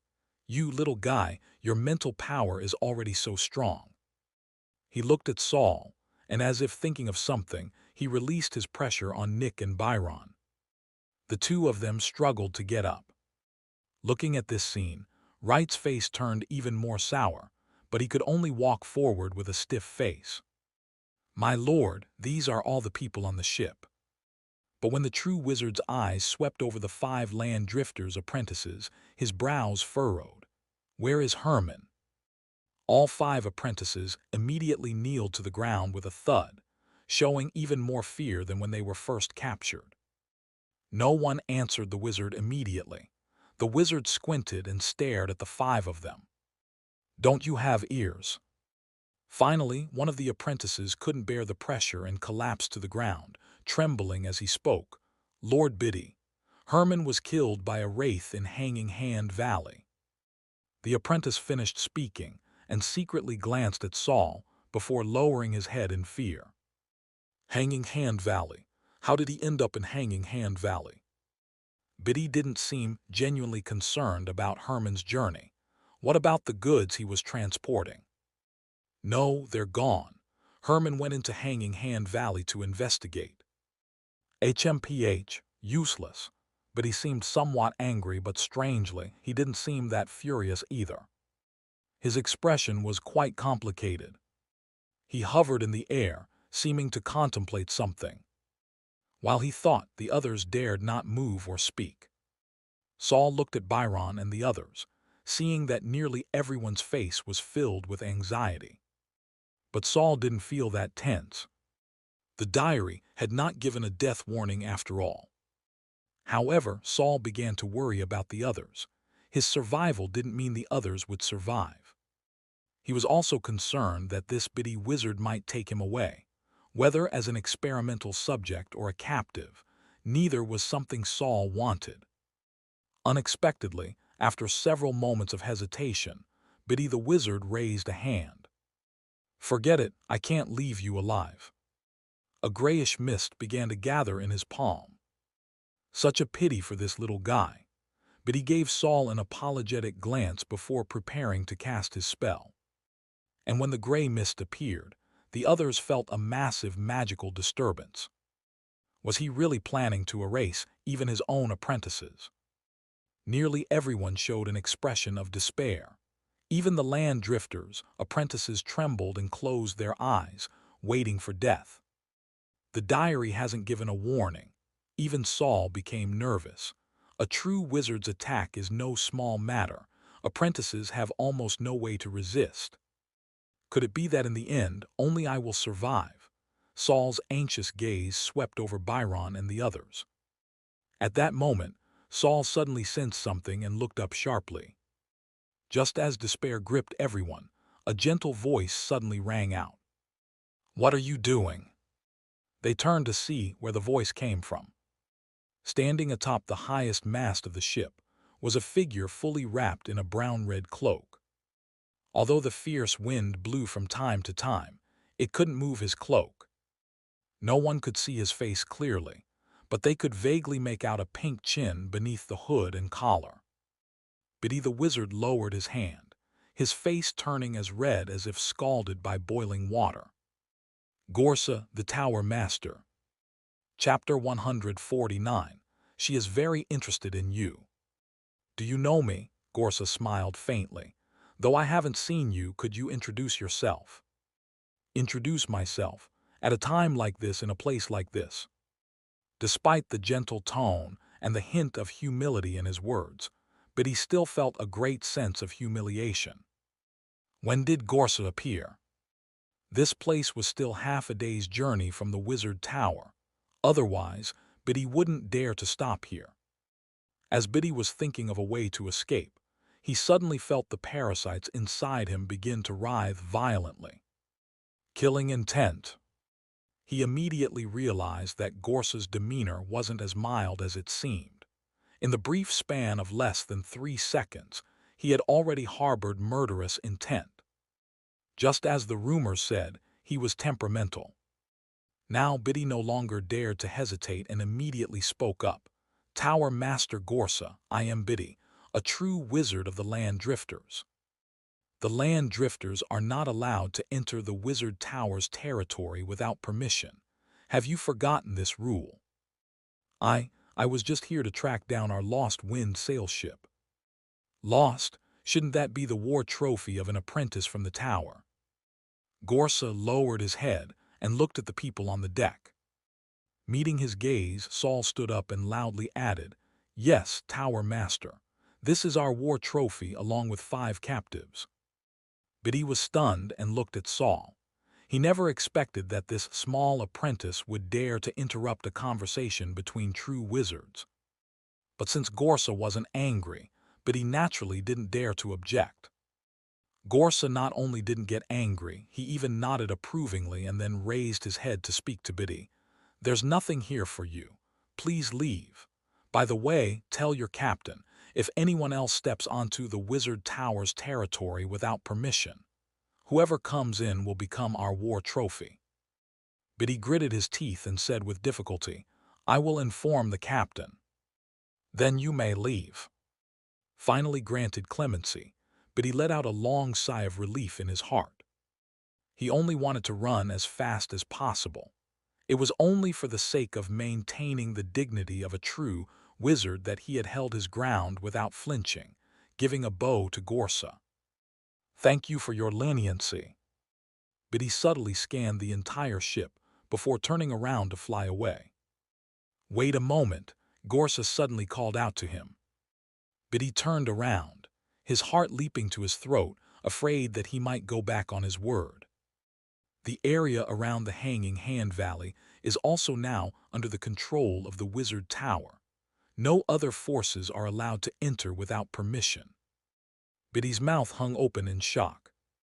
He truly didn't understand how Gorsa could make such a domineering statement with a tone that sounded so caring. "But Tower Master Gorsa, the Western Treaty doesn't state this." "It doesn't matter." Gorsa seemed to smile under his hood. "We can just change it." Biddy's entire body stiffened, nearly falling out of the sky. What could he say? Understood, I will inform the captain. Thank you, now you may leave. Only then did Biddy turn to leave, though he kept glancing back, afraid Gorsa might have more to say. It almost made it seem like he was reluctant to leave. After Biddy's figure disappeared into the sky, Gorsa lowered his head and looked at the people on the deck. You brought the ship back, but I saved it. His voice carried a clear smile. Remember to give me half of the contribution when you return. For a moment, no one spoke. At this point, Wright really wanted to say something flattering, like, "We dedicate the entire ship to you, Tower Master."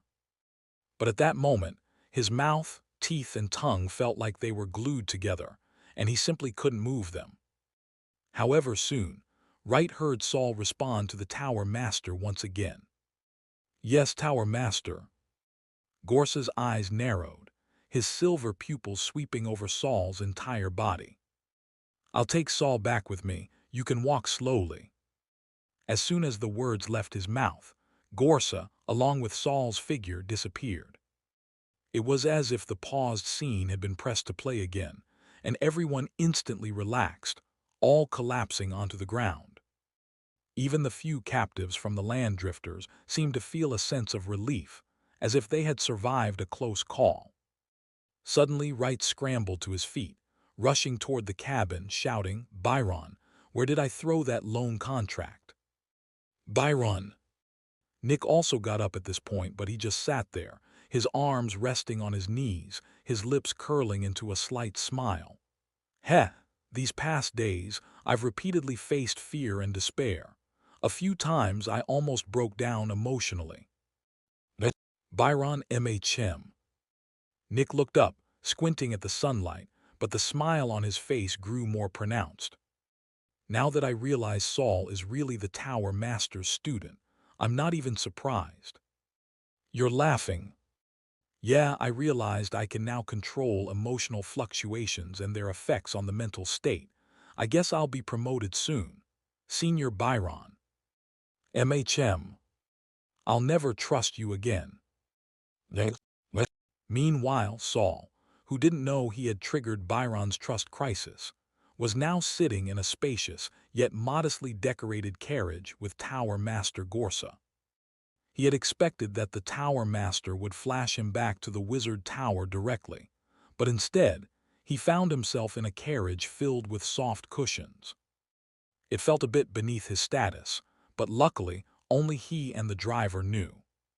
"How's your hand?" The carriage swayed gently as it started. Gorsa reclined awkwardly on the cushions, though it was unclear whether he was comfortable or not. It melted. Saul, sitting stiffly on the cushion, felt awkward being alone with the Tower Master. The pouch with the melted plastic bones had already been returned to Saul by Byron on the Wind sail ship, but now there was no material to reattach it. "Let me take a look." Saul pulled out the pouch from his chest and handed it to Gorsa. Gorsa opened the pouch and glanced inside. To his surprise, he first took out a black glove. With a flick of his finger, the glove floated out of the pouch. "Your taste." Saul suddenly felt a bit embarrassed, mainly to prevent electric shocks. "Swishy." Gorsa flicked his finger, and the black glove flew out the window. "That's not a good solution. It's like announcing your weaknesses on the battlefield." Saul lowered his head in apology, tears welling up inside. Damn, it was so expensive.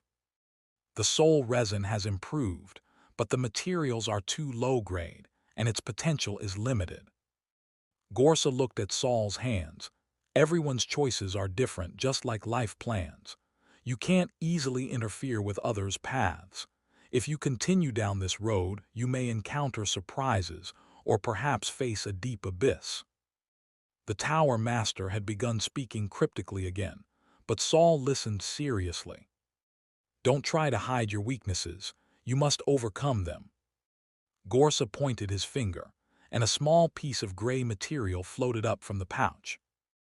"Electric shocks temporarily alter the connections between elemental particles. You can try to work on resisting reverse reactions." Saul took note of every word Gorsa said and watched as he threw the pouch back to him. The lesson seemed to be over and Gorsa sat back, quiet as a statue. But Saul had too many questions, and his mouth couldn't stay shut anymore. Tower Master, when we were in the Hanging Hand Valley, we encountered a wraith named Morden. Have you heard of him? Ah, it was him. I heard he's from the Kema Empire. Yes, he was once the emperor of the Kema Empire, and he's also my wife Yuta's great-grandfather. Saul immediately felt restless. Was he? He had torn apart the Tower Master's great-grandfather just a few days ago. Then will your wife be upset? Byron wouldn't have pointed this out, would he? That won't happen, since she's been dead for a long time. I'm sorry. No need to apologize. If you want to deal with Morden's lingering resentment, you could ask Yura. After all, she's familiar with him. So? Gorsa made a startling remark. She said she's very interested in you. So? Chapter 150, back. What does the Wizard Tower Master mean? Is he asking the deceased Lady Yura to guide him? This world does indeed have wraiths, evil spirits, vengeful spirit, and even other forms of spiritual entities. But these spirits have significant flaws. Some cannot maintain their forms for long, while others have lost their sanity and memories. Lady Yura, as the wife of a second-rank wizard, should be somewhat different from other spirits. Saul was momentarily stunned. He suddenly recalled the research and experiments from these past years, the various studies conducted by his senior mentors, and the numerous tasks related to death and souls. A thought began to sprout in Saul's mind, leading him to uncontrollably ask out loud, "Master, are you trying to resurrect Lady Yura?" This time, it was Gorsa's turn to fall silent. The carriage was speeding along, and they could already see the desolate silhouette of the Wizard Tower ahead. Yes, Gorsa finally admitted. Resurrection, haha, that's a fourth-rank wizard's domain. But Yura's situation is more special. Theoretically, she could come back to life. Gorsa flipped his wrist, and a puppet doll appeared in his palm. This is a doll used to test mental aptitude. Saul immediately recognized it. Saul took the doll and examined it closely. The doll was a bit special. Its eyes weren't hollow but made of two red, irregular crystals. Saul looked up and met Gorsa's calm, watery and gentle gaze. Grow up quickly. At your current level, you're not even qualified to participate in real experimental projects. Saul gently cradled the doll and quietly responded, yes. What was the master giving him this doll for? Saul stared at the doll's eyes, but he no longer heard any murmurs. It must be the effect of those red eyes. Looking up again, Gorsa had already disappeared. The master left just like that. He was always so elusive. Saul had originally thought that the master had taken him away because he had discovered Saul's past possession by a wraith. But throughout the whole trip, Gorsa never mentioned it. Only when Saul had brought it up did the master give him the puppet doll.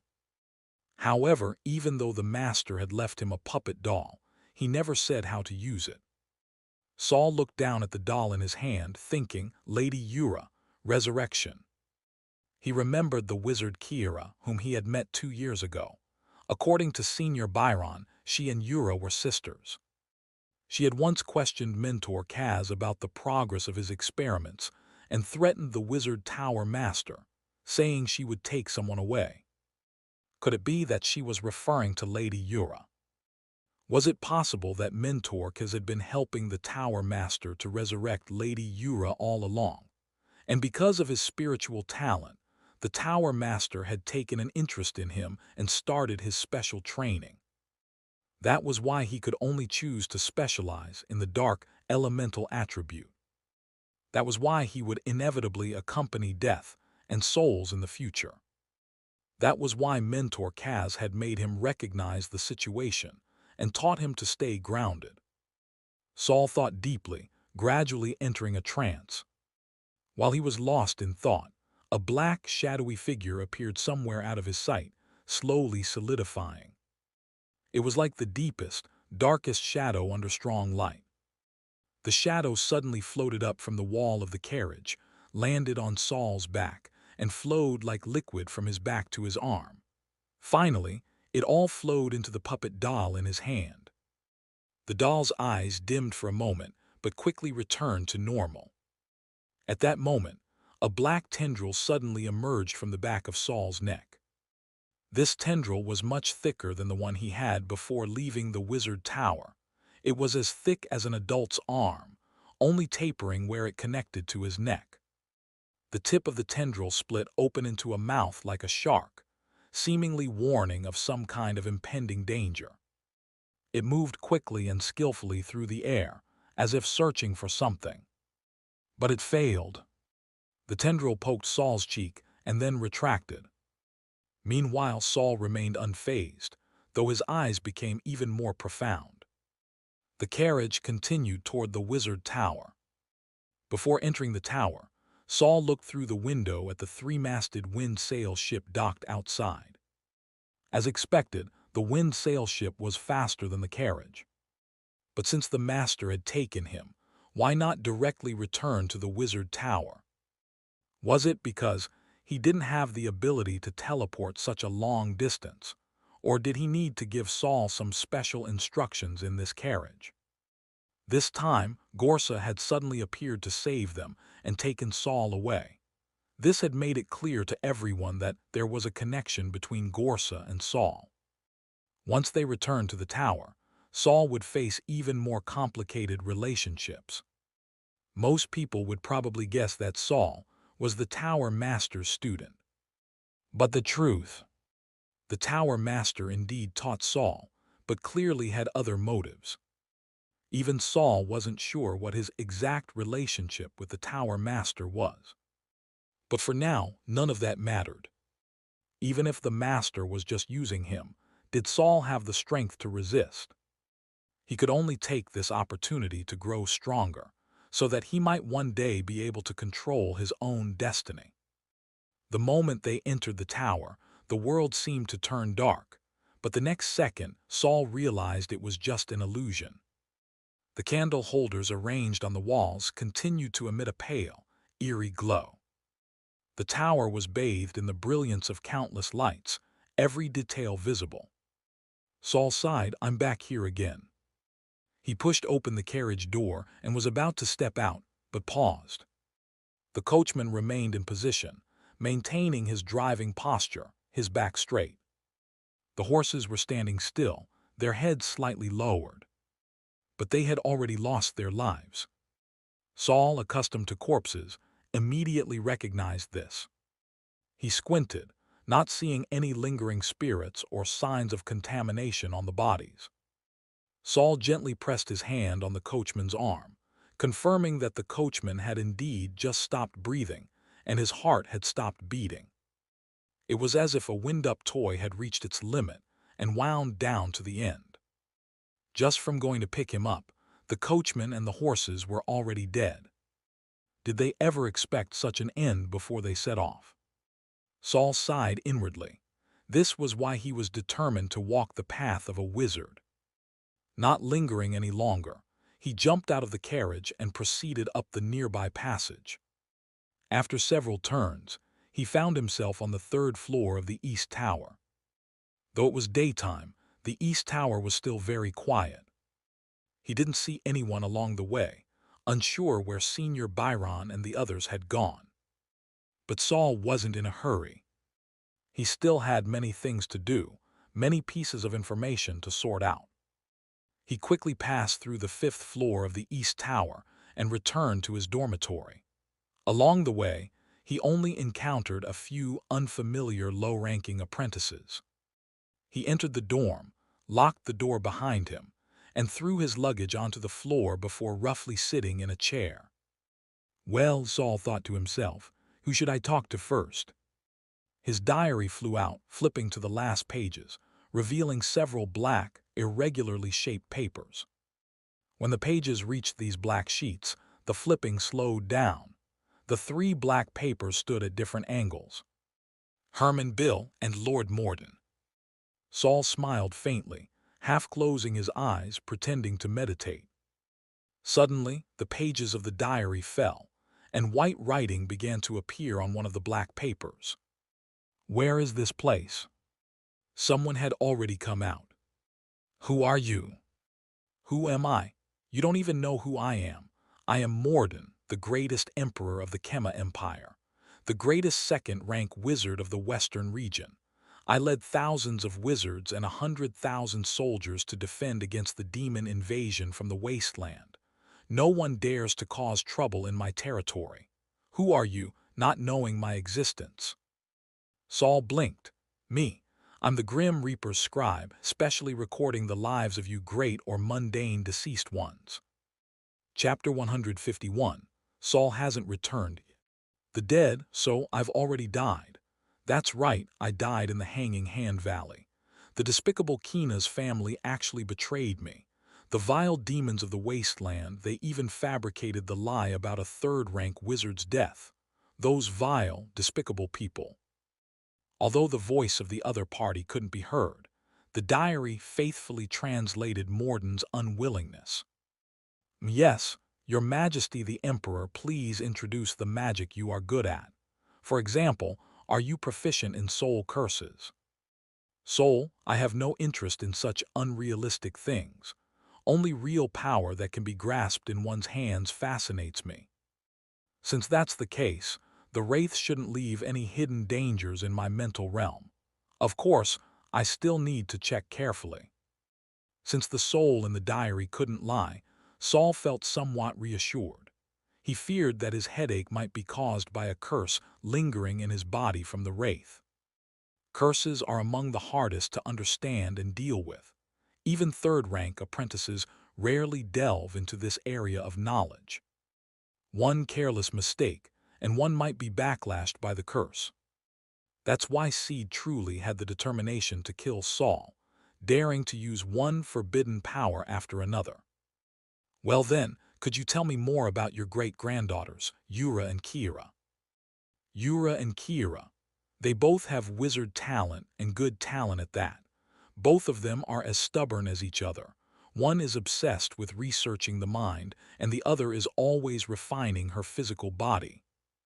Time passed quickly, and before he knew it, the blue sandglass reminded Saul that it was already close to 10 o'clock. Although Morden's handwriting was still clear, Saul put the diary away and no longer asked questions. Reflecting on what Morden had said, Saul's expression became somewhat serious. The struggles in the wizarding world are truly brutal. Compared to that, the people who died in the Wizard Tower are nothing.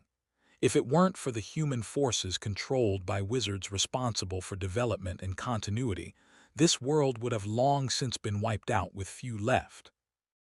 At least for now, I can confirm that my headache is mainly caused by mental instability from battles in the mental realm. The remnants of the Wraith don't have much of an effect on me, aside from giving me a few nightmares. But the soul resin in the bag still can't be used for now. Although most of the soul fragments absorbed by the Wraith dispersed with its collapse, many were absorbed by the soul resin. Moreover, before the soul resin melted, a qualitative change occurred due to cumulative changes. Saul took out the black crystal ball from the cabinet, holding it carefully with his remaining skeletal hands. 68 jewels. Saul put the black crystal ball down, sighing. This time, I was out much shorter than expected, but the gains are quite a lot. When I reattach the plastic bones, my magic power will likely undergo another breakthrough, maybe reaching close to 80 jewels. That would put me much closer to the 100 jewels needed for a third-rank apprentice. No one would have thought that, after Saul just entered second rank, his magic power had already grown by more than half, right? On the other hand, the locator device for advancing from second rank to third rank still has no clue. Although the diary is my natural locator device, it's clear that just possessing it isn't enough.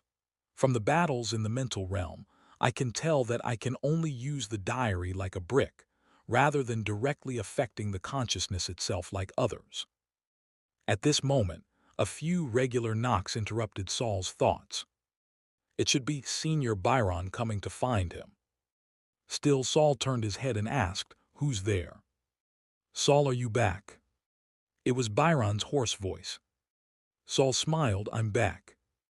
He got up to open the door lock, but as he walked halfway, he heard Byron talking to someone else. "He's not back yet." Saul's footsteps halted immediately in midair. A lively, somewhat flattering voice rang out. "He must be discussing something. How about we come back tomorrow?" Saul lowered his head slightly, then raised his voice. "Senior Byron, Senior Wright, is that you?" But the people outside seemed to not hear him and continued their conversation. "Byron, you must say some good words for me tomorrow." Tilde, a roundabout rejection.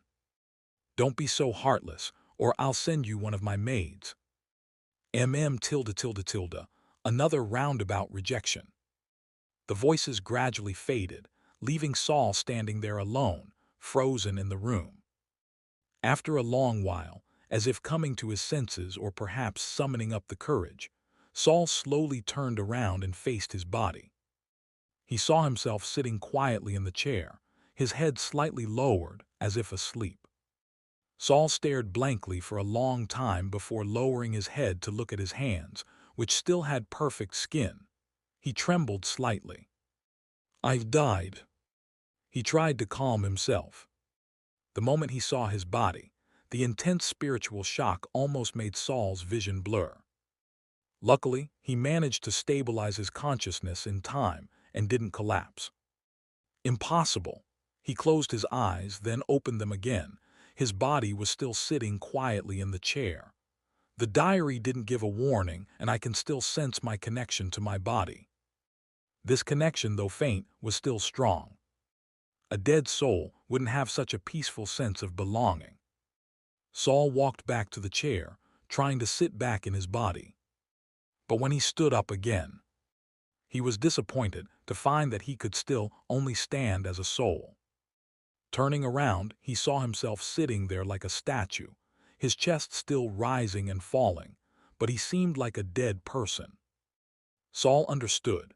Even if he were alive, staying out of his body for too long would be dangerous. He tried various methods to return to his body, but after several attempts, nothing worked.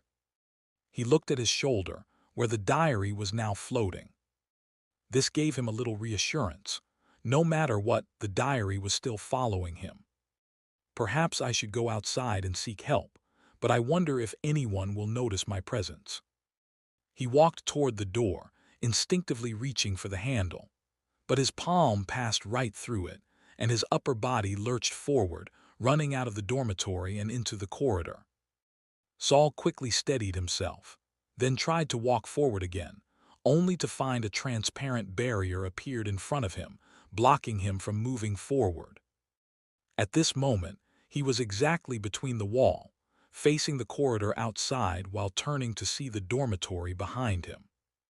"I've learned how to walk through walls now," Saul muttered to himself with a self-deprecating smile, then changed direction to continue exploring. After some time, he discovered something strange. He was restricted to a circular area and couldn't leave his body for too far. But the center of this circle wasn't his body. Saul's body was merely at one point on the edge of this circle, while his soul's movement range was inside this circle. When Saul stood at the dormitory door, the distance between him and his body was exactly the maximum distance of the circle, the diameter. Why is this happening? Saul couldn't make sense of it. If it was that he couldn't leave his body too far due to the body's restriction on his soul, then the circle should be centered around the body.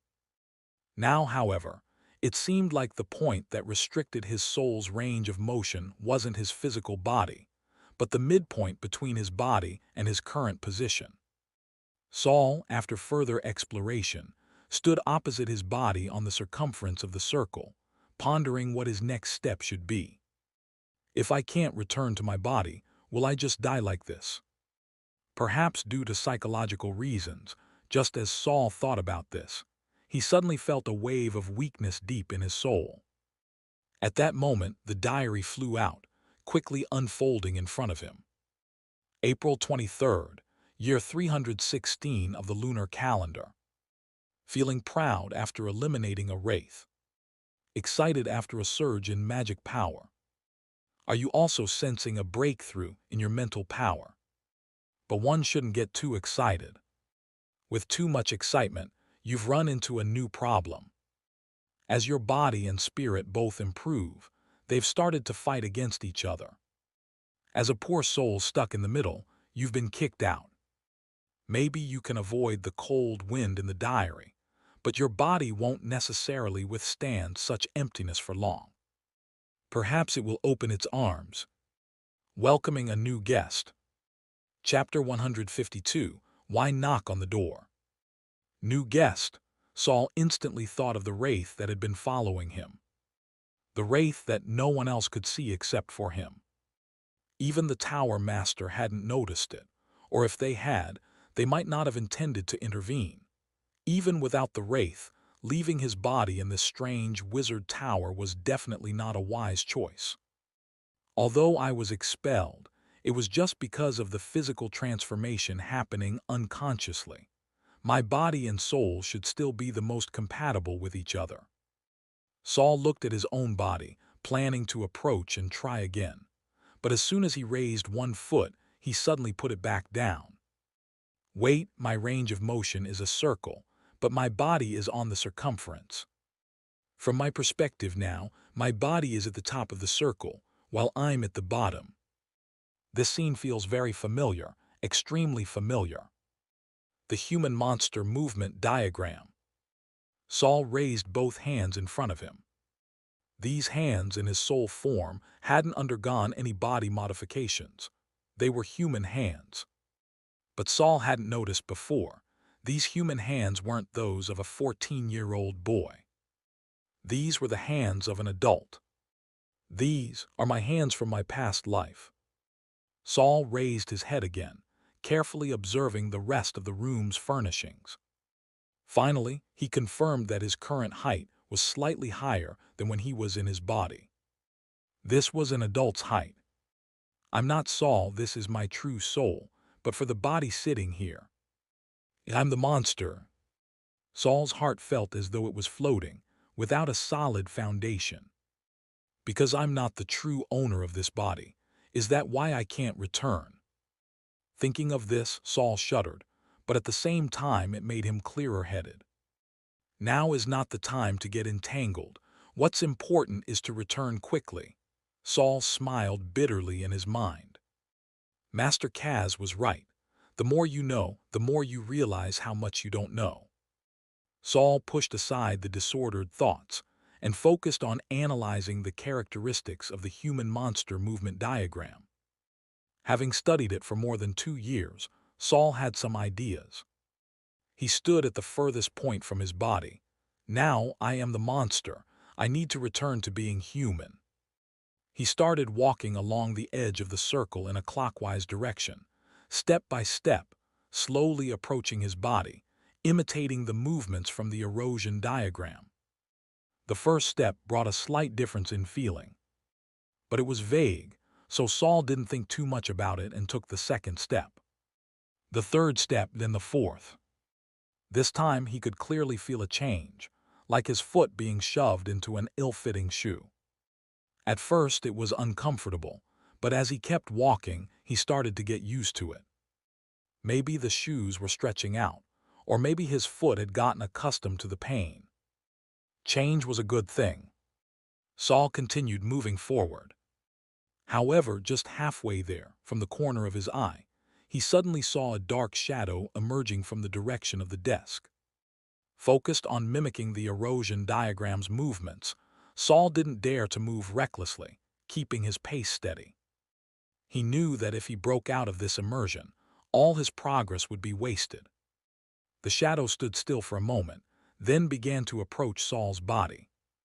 Its speed wasn't fast, but it carried an air of hesitation. Saul's heart raced, but his footsteps remained calm.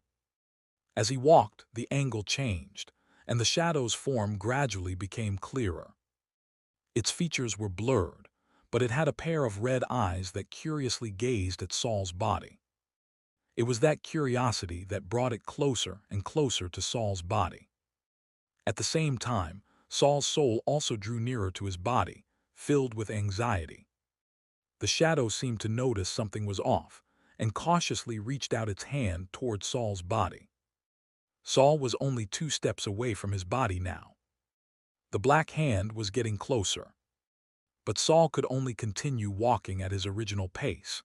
Even though he was in a soul form, he could feel the hairs on his body, well, the soul hairs standing up.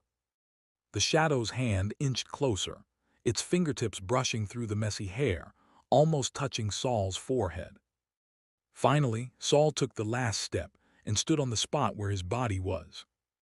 The human monster transformation was complete. The erosion was complete. Saul instantly felt the weight of his body. He quickly looked up, his gaze locked onto what was ahead. In a daze, he saw a black hand seemingly retreat in fright, eventually disappearing into the air. It's the wraith from the Hanging Hand Valley. It actually followed me back to the Wizard Tower. But Saul clearly remembered the Tower Master saying there were no wraiths in the Wizard Tower, as they were too dangerous for apprentices. And for Gorsa, the losses would be severe. I made an assumption, maybe it's not a wraith. His head began to ache again and Saul pressed his forehead. Little Algie, haven't you noticed anything? Little Algie remained silent. What exactly did I bring back from Hanging Hand Valley? Saul stood up, intending to take some notes, but as soon as he straightened his back, he felt a wave of fatigue. He moved his arms and legs. His soul hadn't left his body again, but the sense of exhaustion grew clearer. It's probably soul fatigue from being detached for too long. Saul no longer felt like researching. These past days, his soul had been through a lot, and now he couldn't even meditate, only feeling the overwhelming need for sleep. He leaned against the chair, stood up, and staggered toward his bed. The 2 or 3 meters of distance felt like 200 or 300 meters in his exhausted state.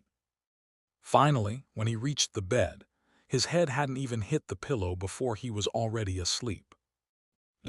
Since Hawk found out that tonight it was his turn to clean the corridor, he hadn't been able to sleep well. Drowsily, around 4 o'clock, he was suddenly awakened by the lights of the candles flickering on. He sat there for a few seconds, then nudged the boy beside him. The boy had also not slept well, because it was his turn the next day. After being nudged awake, the boy didn't complain and silently sat up. If I don't come back, remember to send out the letter for me. Okay. Hawk carefully took out a slightly crumpled piece of paper from his pocket and handed it to the boy. I'll need to get it back when I return, so don't lose it. I won't. Only then did Hawk climb out of bed, put on his clothes, and head out. Normally, cleaning the corridors wouldn't be that scary, but recently, there has been a sudden increase in deaths. In just 10 days, 3 servants had already died. The last time there had been this many deaths was more than 2 years ago. Reporting it to the butler didn't help. Every time the butler said it had been taken care of, but people still died. So now, whoever was in charge of cleaning the second-year apprentice corridor was mentally preparing for the possibility of never coming back. Hawk was no exception. When he pushed the cleaning cart and finished cleaning the 11th floor, he cautiously peeked toward the 12th floor. The candlelight before dawn was dim, and the curved corridor that was already gloomy seemed to be veiled in a layer of gauze. It was like you could almost see everything, but at the same time, nothing was clear. Hawk took a deep breath, lowered his head, and pushed the cart into the second section of the corridor. He hadn't encountered any strange occurrences until he got near the slope of the opposite corridor, which made him a little excited. Once this part was done, He'd only have one more corridor to clean. Pushing the cart, he scanned the ground nearby. No strange trash, no bloodstains, no unpleasant smells. Maybe I can just run through the next part.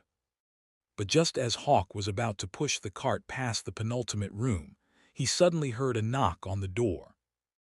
Hawk froze. He nervously turned his head to look. The knock came from the room on his right. But why would someone inside the room knock on the door? Chapter 153, The Corpse Flower. Saul had a dream. When he opened his eyes, he suddenly turned over and stretched his head outside the bed, retching a few times. Since he hadn't eaten properly for a long time, only a little acidic liquid came up. Instead, his throat began to burn with pain. He casually wiped his mouth with the back of his hand, only to realize that his hand had turned to bone. Now both his mouth and throat hurt. He sat up on the bed, pleasantly surprised to find that the exhaustion and headache from last night had completely disappeared.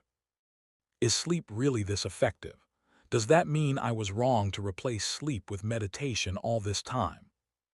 Saul, now full of energy, got up and tidied himself up. Think about what to do today. Should he go meet Mentor Kaz? Or should he head to the registration room to swap for the second-rank apprentice badge? Or maybe find Senior Byron and divide up the payment for this task? There were many gains and more questions after this outing. But things could only be done one at a time. In the end, he decided to check his body with Nick first. After all, he might have a wraith attached to him, and that issue should be resolved as soon as possible. Otherwise, many things would be inconvenient to do. However, when Saul went to the 12th floor of the West Tower to find Nick, he found that a few second-rank apprentices had gathered around. Second-rank apprentices weren't as prone to gathering around like first-rank apprentices, so this was a rare sight. Saul couldn't help but walk over. There weren't too many onlookers, and even someone as short as Saul could easily find an opening. When he saw what was inside, he furrowed his brow slightly. A corpse. It was a servant, and judging by the age, they couldn't be more than 15. One leg, now only a skeleton, was standing firmly on the ground, while the other leg was twisted upward at a strange angle. Both arms were raised diagonally upwards. The head had blossomed into a flower. The petals were made of flesh and blood, with the flower's center formed from white bones. The arms and one leg were the leaves, and one limb was the flower stem. Saul tightened his lips with difficulty. He was a little disgusted. Not because of the bizarre appearance of the corpse, he had seen worse in the morgue, but because he recognized this corpse. It was the young servant he had slowly turned into this state last night. He also remembered how the excess flesh and bone were slowly chewed and swallowed. Saul, someone suddenly called him. Saul turned around, and it was Nick, the one he had been looking for. At this moment, Nick also saw the body among the crowd, and his brow twitched slightly. Corpse flower. What? Also known as bone stamen, it's a ritual from a long-extinct species for honoring the deceased. I didn't expect to see it again here at the Wizard Tower. At this time, someone beside them spoke up. This isn't the first time. The person speaking had his arms crossed, and his face was filled with disgust. Sorry, your health improved. Nick obviously recognized him. Just barely alive, what should I die instead? Sorry replied curtly. But Nick wasn't angered. He even introduced Saul. Saul, recently promoted to second rank. Forcing down the disgust, Saul nodded at Sorry. But Sorry only glanced at Saul, unwilling to even fake politeness. You're saying this kind of thing has happened before? Saul didn't care about the other's attitude. He was more curious about the corpse flower. Sorry coldly glanced over, about to say something, but was interrupted by Nick. Be polite to Saul.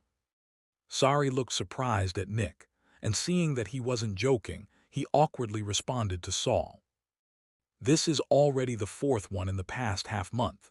His tone was already bad, but now even stiffer. The master had already assigned the task to second-rank apprentices. It seems like to resolve this, a third-rank apprentice will be needed.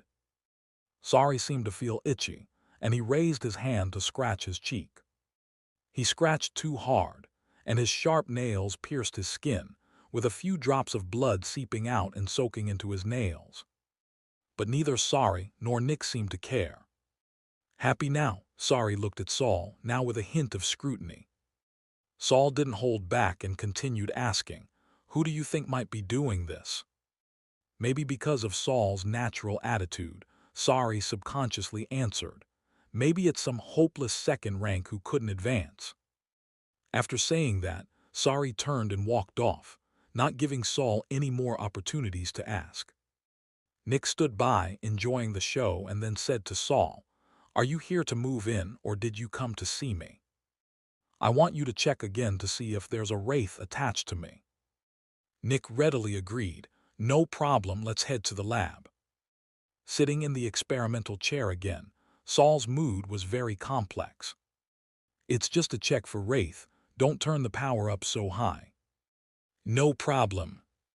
Nick was busy inserting lead wires into Saul's body, but when he reached his arm, his movement stopped.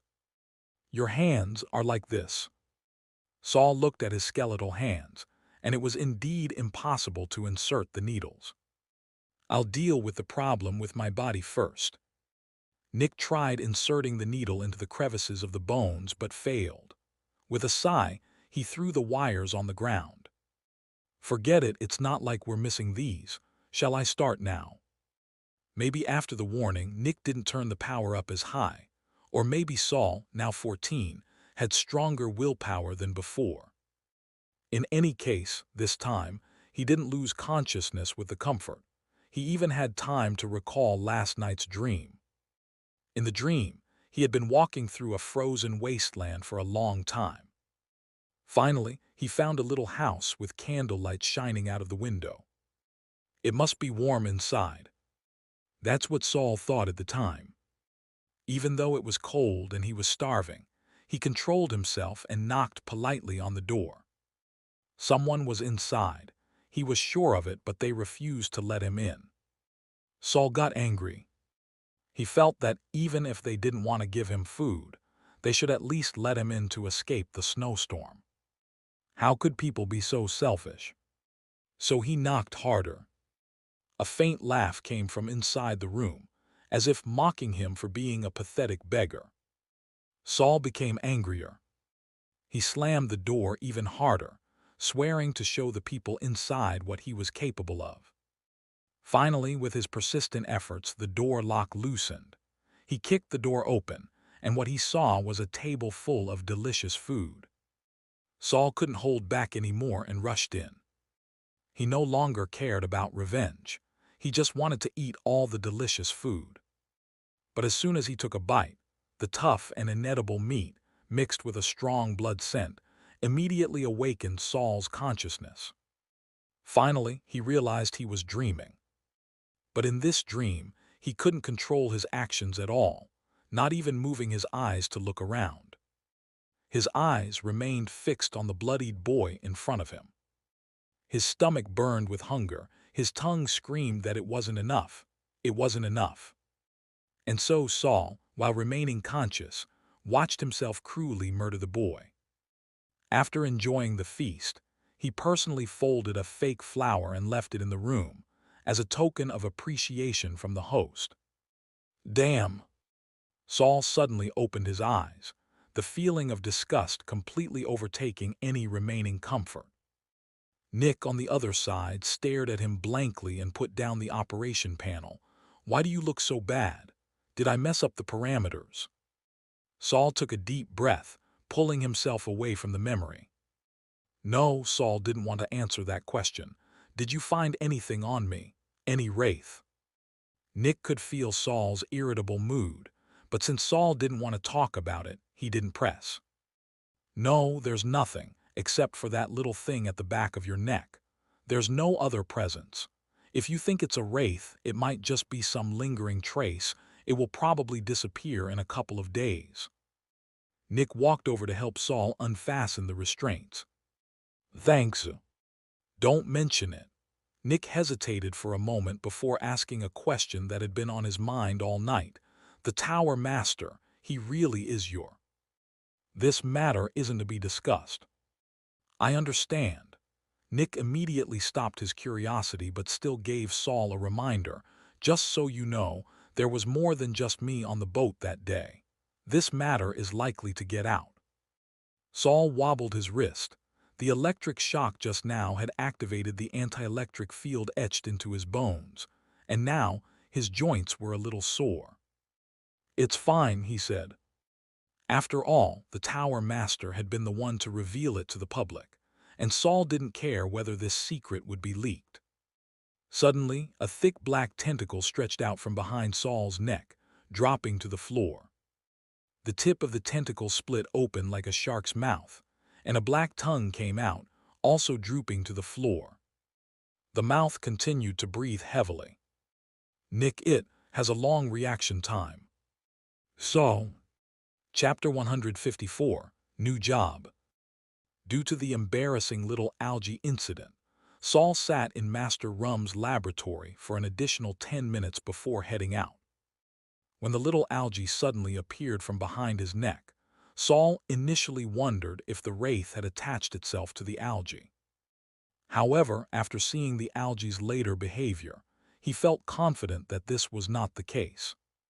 Before leaving, Nick informed Saul that his task reward had already been collected by Byron on his behalf. Saul could go to Byron's dormitory anytime to claim it.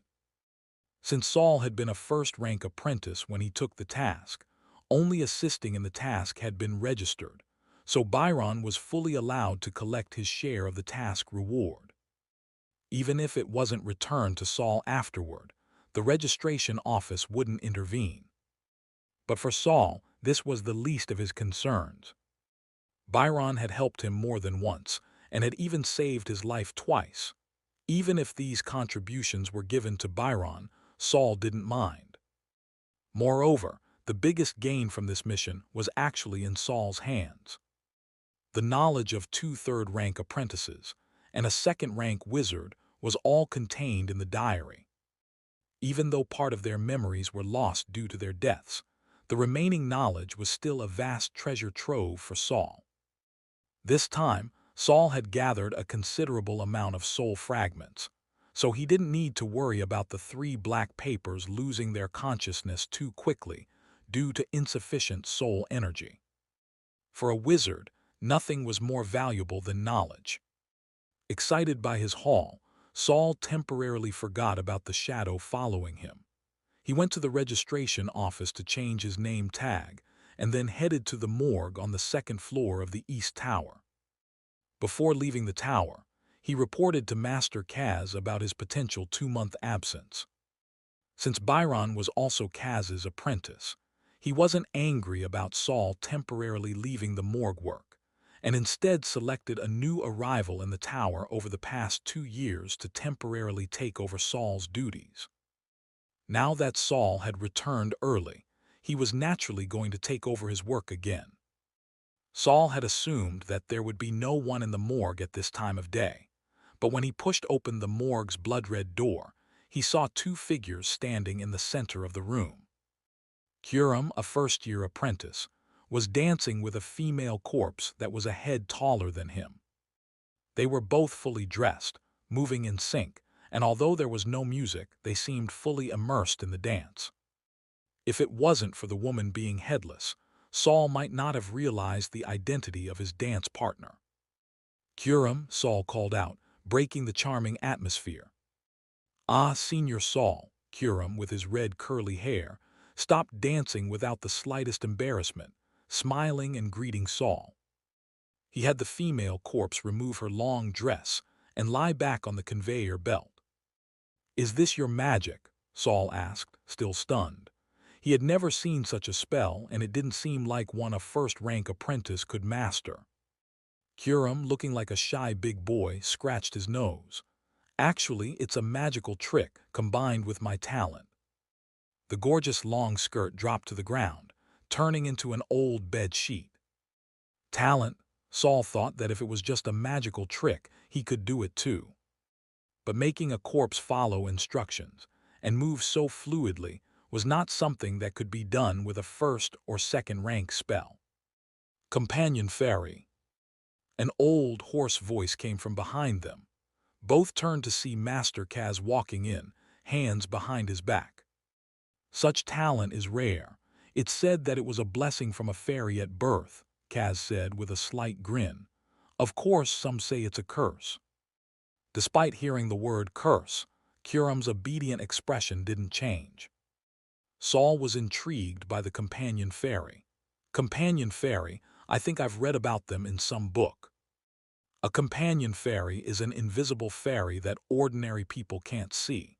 They are tiny and drift between reality and fantasy.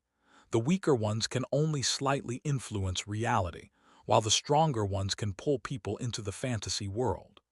Kuram proactively explained the companion fairy's nature to Saul. He even extended his hand, smiling as he said, "This is my companion fairy, Senior Saul. Isn't it cute?" Looking at the empty palm and the sincere look on the boy's face, Saul suddenly understood the meaning of the term, green tea. Saul remained expressionless, closed his eyes for a moment, and then half opened them again. This time something appeared in his hand, a green gooey creature. It resembled a slime, but it was far from cute. Even though there was no smell, Saul felt as if a terrible stench from the sewers was invading his nostrils. Saul leaned back slightly. "You certainly have unique taste." The smile on Kuram's face disappeared. At this moment, Kaz spoke up. "All right, since you've been promoted to second rank, Kuram will take over your duties here." Saul was surprised and looked at Master Kaz. "Master." "Come with me," Kaz replied, continuing to walk away. Saul turned back to Kuram and said, "I'll come to get my things later." Kuram didn't seem thrilled about taking over the job. He stood there staring blankly, his face pale as he nodded. "All right, Senior Saul." Saul quickly followed Kaz out of the morgue, seeing him heading toward the deeper part of the corridor. Although Saul had been curious about this area before, he had never entered it. Only the large man responsible for cleaning the morgue ever pushed a cart into the deeper corridor. As the two of them walked deeper, an almost tangible darkness gradually enveloped them. The pale candlelight couldn't dispel all the surrounding darkness. The corridor behind them slowly became indistinct, and a chilling feeling of being trapped with no way out began to rise. "We've arrived. This is the first floor of the East Tower," Kaz finally stopped and said in a hushed tone. First floor of the East Tower. Saul began to question his memory. Had they just gone downstairs? "Stand by my side." Saul stepped forward and stood beside Kaz as instructed. As soon as he stood still, he was startled to see a large door in front of him. The door was made of special metal, with a dark greenish-black hue. Even from a meter away, he could feel the cold aura emanating from the door. On the door, there was a unique magic circle drawn with a hexagram as the base pattern. At first glance, it seemed similar to the magic circle on the walls of the sixth floor of the East Tower, but its internal structure was far more complex. When you pass through, you can only open one side of the door at a time. If both sides are opened, remember to stand still until the door closes again, Kaz explained as he pushed open the right half of the door and led Saul inside. Inside, the temperature was several degrees colder than outside. Before him stretched a corridor about 10 meters long, with another metal door at the far end, although this one was narrower. As soon as Saul stepped inside, goosebumps rose on his remaining two arms. He tightened his collar. "Master, what is this place?" "You can consider it another level of the morgue, but the corpses and materials here are far from ordinary." They continued forward, opening the second metal door without mentioning any prohibitions. Behind the door was a room filled with a faint white mist. The room was surrounded by stacked boxes, identical to those used in the morgue for storing materials. Kaz did not slow his pace. Does this look familiar? Some of these materials are contributions you've made. They could have been more, couldn't they? Kaz glanced at Saul, who turned his head in guilt. They passed through the second door, revealing 2 corridors. This will be your new workplace. Now you have 2 choices, one at the exit and one at the entrance. Kaz explained that the entrance dealt with third-rank apprentices, while the exit was typically for mentors. Saul opened his mouth, but the words stuck in his throat. Third-rank apprentice, mentor. If he remembered correctly, he had become a second-rank apprentice less than 10 days ago, right? End of chapter. Green tea refers to a slang term used to describe someone who pretends to be innocent, pure, or kind, but is actually manipulative or calculating. In the case of Kuram, Saul refers to him as green tea because, despite his outwardly sincere and innocent demeanor, Saul feels that Kuram may be hiding something or trying to manipulate the situation. Chapter 155. What are you looking for? Mentor. If I choose an exit, will it be connected to you? Any mentor could be involved.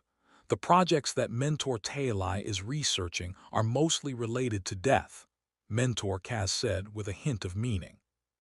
If it were before, Saul might not have thought much about it.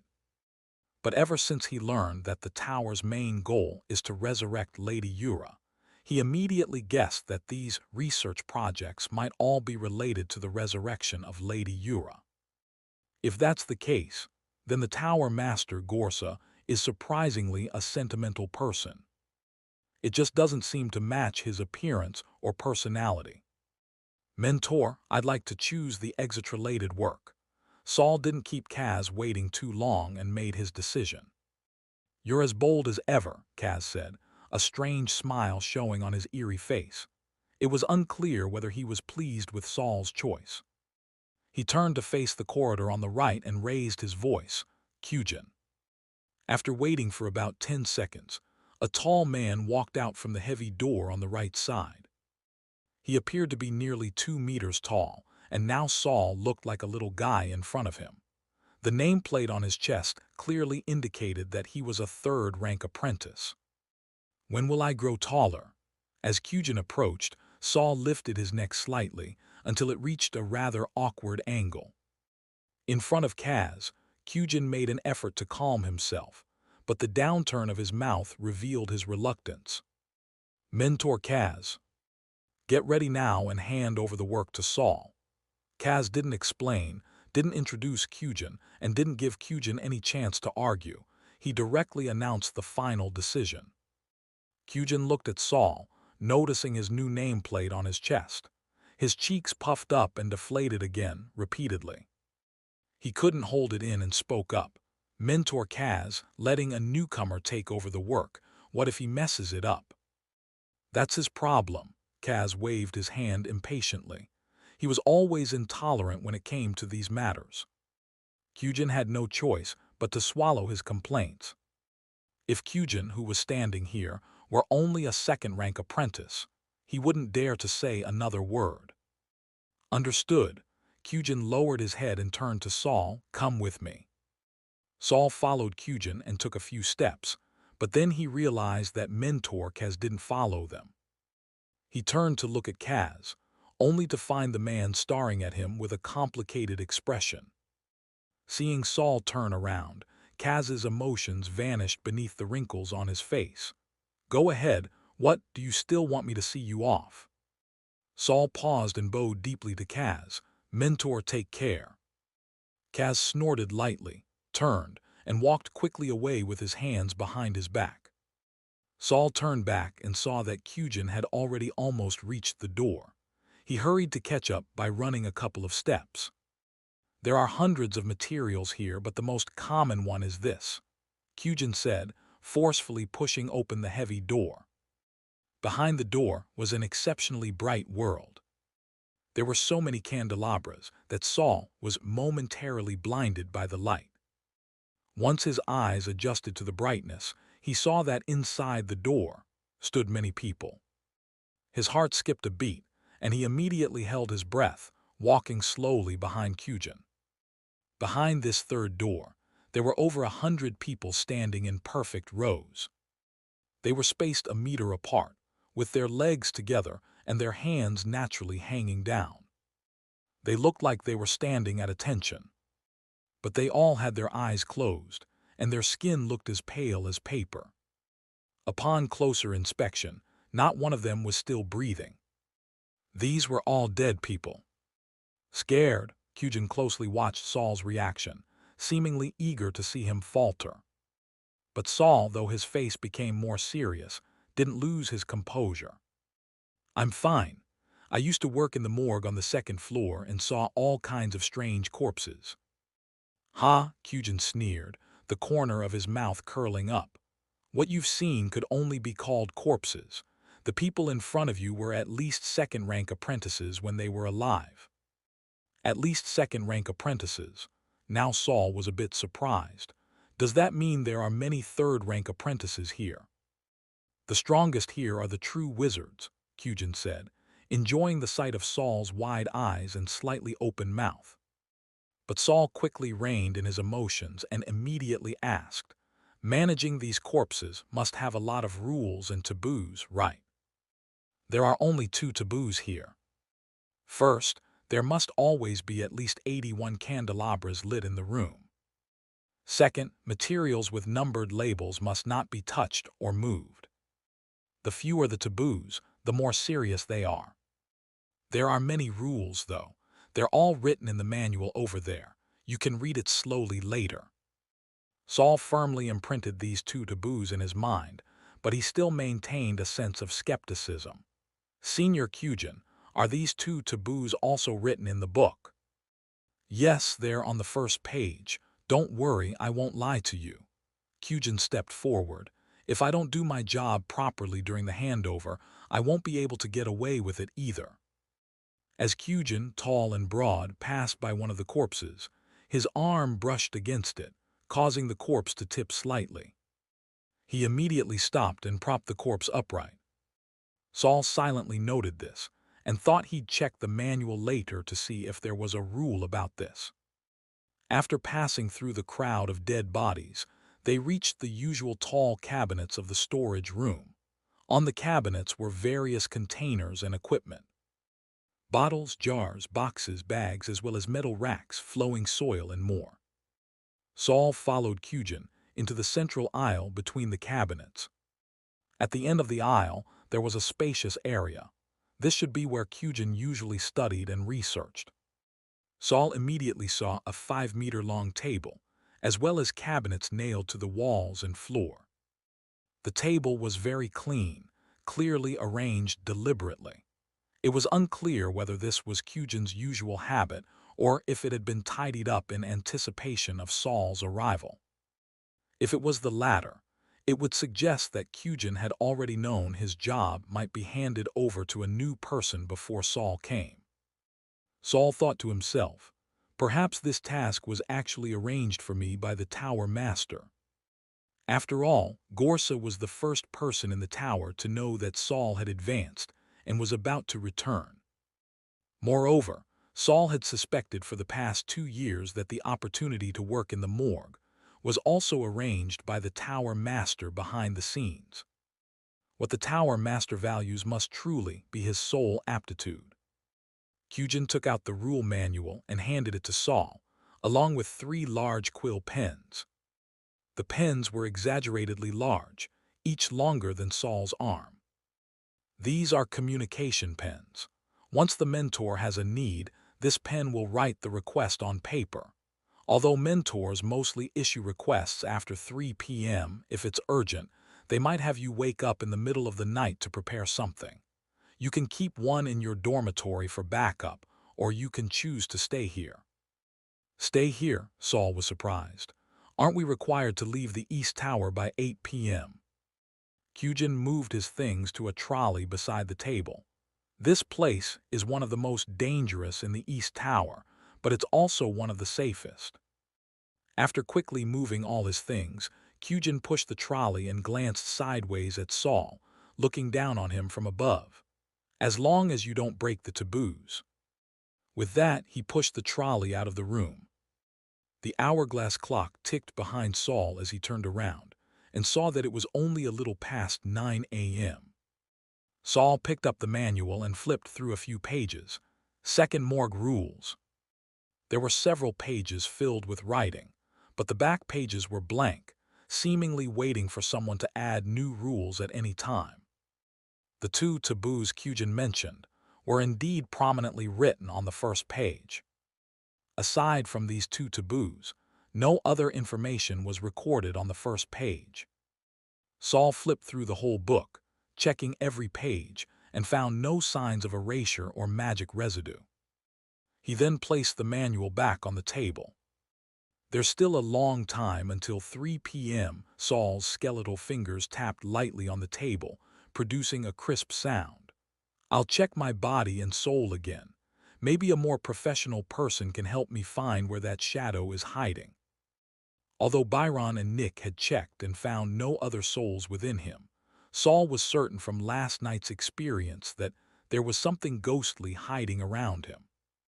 This time, he planned to visit the apprentice physician in the tower, who specialized in checking the physical and mental health of apprentices. It would cost him quite a few credits, but spending credits was better than constantly having an unknown spirit hiding around him. Just as Saul took a step forward, he suddenly heard a voice beside him. "What are you looking for, me?" A shadow suddenly appeared in front of Saul, blocking his path. Saul looked up and came face to face with a pair of enchanting red eyes. Chapter 156, The Cold Truth. Saul nearly cast Strike Undead. Remembering that the shadow from last night hadn't shown any obvious malice, he refrained from charging in and attacking. "Who are you? Why have you been following me?" The shadow gradually became more solid and clear. It was slender, seemingly wearing a skirt, but its face remained unseen, with only a pair of eyes that grew increasingly red. "Why?" The shadow jumped onto the table in 2 steps. The books on the table passed through its body, but it could still sit steadily on the surface. "If it weren't for Gorsa asking me to watch over you, do you think I'd willingly follow you?" Master of the Tower, you, Saul suddenly recalled 2 images. One was at the entrance of the Hanging Hand Valley, where he stood amidst the head monsters, and in the soul wave detector, he saw a shadow the size of a person. At first, he thought it was a wraith, but Nick had reminded him that the detector had not been activated. The other was on the land drifter's ship, when he rested on the deck and once again saw the same shadow in the detector. This had led him to dismiss his earlier guess that the shadow was the wraith Morden. "You're the spirit that appeared in the soul wave detector. You've been following me all this time." "Yes," the shadow swayed its legs. "Since you left the Wizard Tower, I've been following you. From when that Nick tricked you into Grind Sail Town, to when you bullied a little girl and dug out her eyes, and even when you toyed with that low-ranking apprentice in that tower." Saul's heart tightened as he tried to recall whether he had said anything about the diary when alone. Fortunately, Saul communicated with the diary through telepathy. Apart from looking a little odd, no one could detect its existence. "Master of the Tower, are you here to protect me?" "Ha!" The shadow let out a short laugh, almost mocking Saul's naive thoughts, but in a way it confirmed it. "You could say that. After all, he did say, try not to let you die." "So, you appeared in the detector twice to save me?" Saul asked. But he didn't wait for the shadow to respond and immediately said, "I can return to the Wizard Tower because of you. I really have to thank you for your help." Even if the shadow wasn't telling the truth, thanking it wouldn't hurt. However, Saul couldn't let the shadow follow him around, or he wouldn't be able to conduct many of his experiments. "Though I didn't help you at Hanging Hand Valley, You should thank me. Do you think Gorsa would have appeared if not for me? The shadow's voice was initially vague but became more confident. At the same time, it seemed to see through Saul's intentions.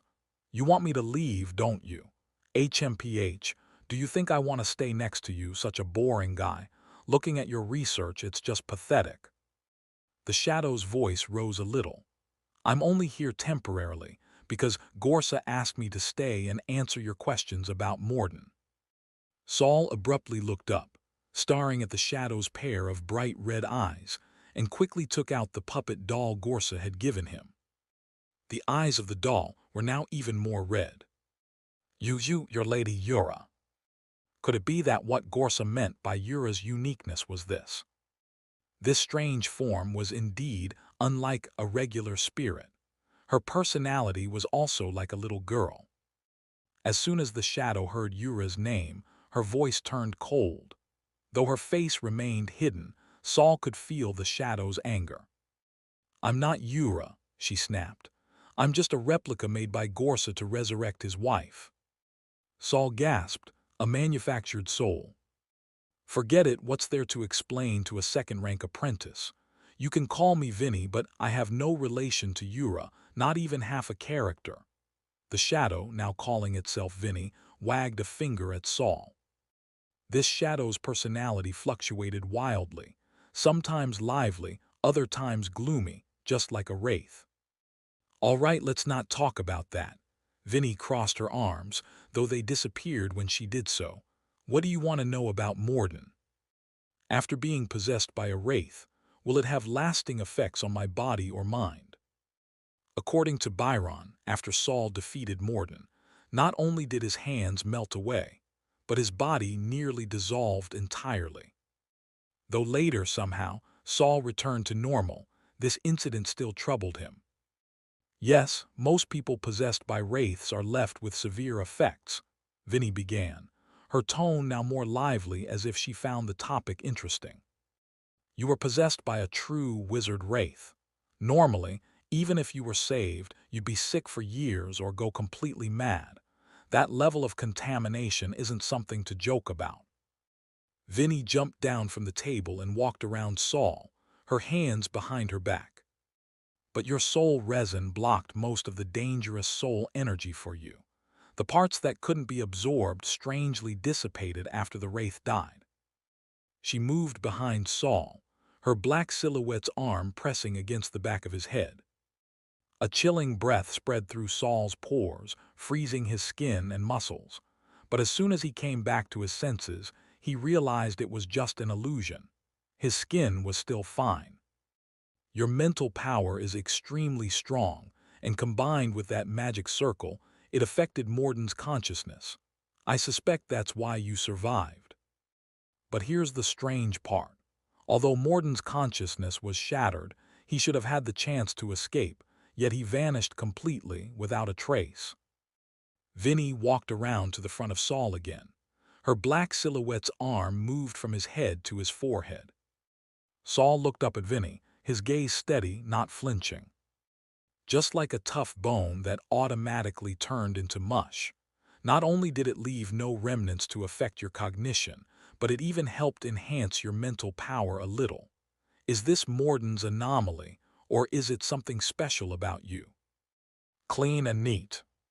Saul closed his eyes. It must have been the diary's doing. The diary had no interest in soul energy or soul fragments, only enjoying locking the consciousnesses of the dead in a little black room. If not for the diary, Saul would have gone mad after being possessed by such a powerful wraith. Even if he survived, he would have been left a lunatic, perhaps permanently scarred. Vinny didn't know about the diary, as she hadn't participated in the battle in Saul's mind. She pondered for a moment before pulling back her hand, gently tracing circles with her thumb and forefinger. Is this your talent? No wonder Gorsa values you so much. A soul as pure and clean as yours is the kind of soul a living person should have. Saul also began to have a guess about Gorsa's experiments. Could it be that after Yura's death, her consciousness was contaminated? Therefore, Resurrecting her wasn't as simple as just finding her a body. Purging the contamination from her soul must be a difficult and dangerous task. Not only did they have to ensure the soul remained intact, but they also had to cleanse it of the pollution. Gorsa must have been researching this for a long time, struggling to no avail. That's why he started nurturing Saul, a child with soul talent from such a young age. But since Gorsa's method of training Saul was more like letting him roam free, it was more likely that even Gorsa didn't fully understand the extent of Saul's soul talent, or how much it could help. Therefore, aside from offering some general guidance, he rarely interfered with Saul's decisions. "Sigh," Saul sighed, lowering his gaze. "Master Gorsa is really a good person. He guides my studies and even has you protect me. When I think about his efforts to resurrect his wife, this wizarding world isn't as cruel and cold as I thought." To Saul's surprise, upon hearing his words, Vinnie suddenly burst into laughter. She laughed so loudly that she even bent over, clutching her stomach. Her laughter echoed in the second warehouse, growing sharper, sending a chill down Saul's spine and a sharp pain through his brain. "Vinnie," Saul said, pained, covering his ears. The laughter now carried a harmful force, and Saul's hand wasn't enough to block it. It was full of seams. Soon, a hot fluid began to trickle from his ears. "Vinnie," Saul cried out, helpless. Vinnie finally stopped.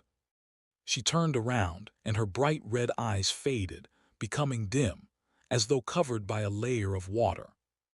"You're so naive," she said coldly. "The wizarding world is governed by cold laws and even colder interests. All emotions are just mutual investments and the influence of power." Saul fell silent. He lowered his hand and looked at Vinnie without speaking. Seeing his expression, Vinnie knew he didn't believe her. "Still a child, huh?" she chuckled softly. "Then let me tell you another truth." Vinnie didn't have a mouth, but this time her voice was slow and gentle, almost mimicking Gorsa's tone. Gorsa's wife, Yura, was killed by his own hands, and Gorsa's so-called resurrection is just to provide himself with a backup plan. Chapter 157, Soul-Calling Lamp. Saul clenched his teeth slowly. The cold truth made his breath catch in his throat, but deep inside, there was a voice telling him that this was the true face of the world. Vinnie seemed dissatisfied with the degree of impact the truth had on Saul. She drew closer again, the shadow leaning forward, and lingered by his ear. A faint voice echoed, "Do you know how many years Gorsa has been stuck at the peak of second rank? If you don't understand the meaning of this, let me give you an example. Do you know why a second-rank apprentice who hasn't advanced to third rank by the age of 30 is expelled from the tower? Why does the wizard tower release them, instead of exploiting them to death? Because those who stay at the peak of their rank for too long will be continuously polluted by the unknown from the upper ranks. Keeping those second-rank apprentices in the tower would eventually turn them into monsters. You should know, working in the morgue, that anything polluted is sent to the junkyard. Even someone as powerful as Gorsa wouldn't dare use them." Saul vaguely felt a sweet scent blowing against his face, but the sweetness was followed by an overwhelming bitterness. Vinnie continued, "You say Gorsa. Is he becoming more and more like a monster?" Saul could no longer hold back and took a large step backward, his back hitting the desk. The pain and fear caused him to gasp heavily. Hi. He couldn't help but think, if the Tower Master became a monster, how many humans would still remain in this wizard tower? As Saul fell into the horrifying future that Vinnie had described, a soft voice suddenly came from the door. "Yura, don't scare Saul."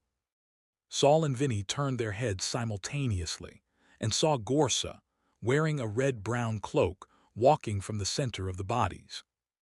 As Gorsa walked, the bodies parted automatically to let him through, and once he passed, they closed up again. When he reached Vinnie and Saul, Gorsa opened his arms, pulling back the cloak to reveal a body wrapped in pink bandages. Come back. Vinny's shadow, however, stayed in place. But Gorsa was patient with her. Come back, behave. Only then did Vinny glance at Saul. Her red eyes revealed nothing of her thoughts.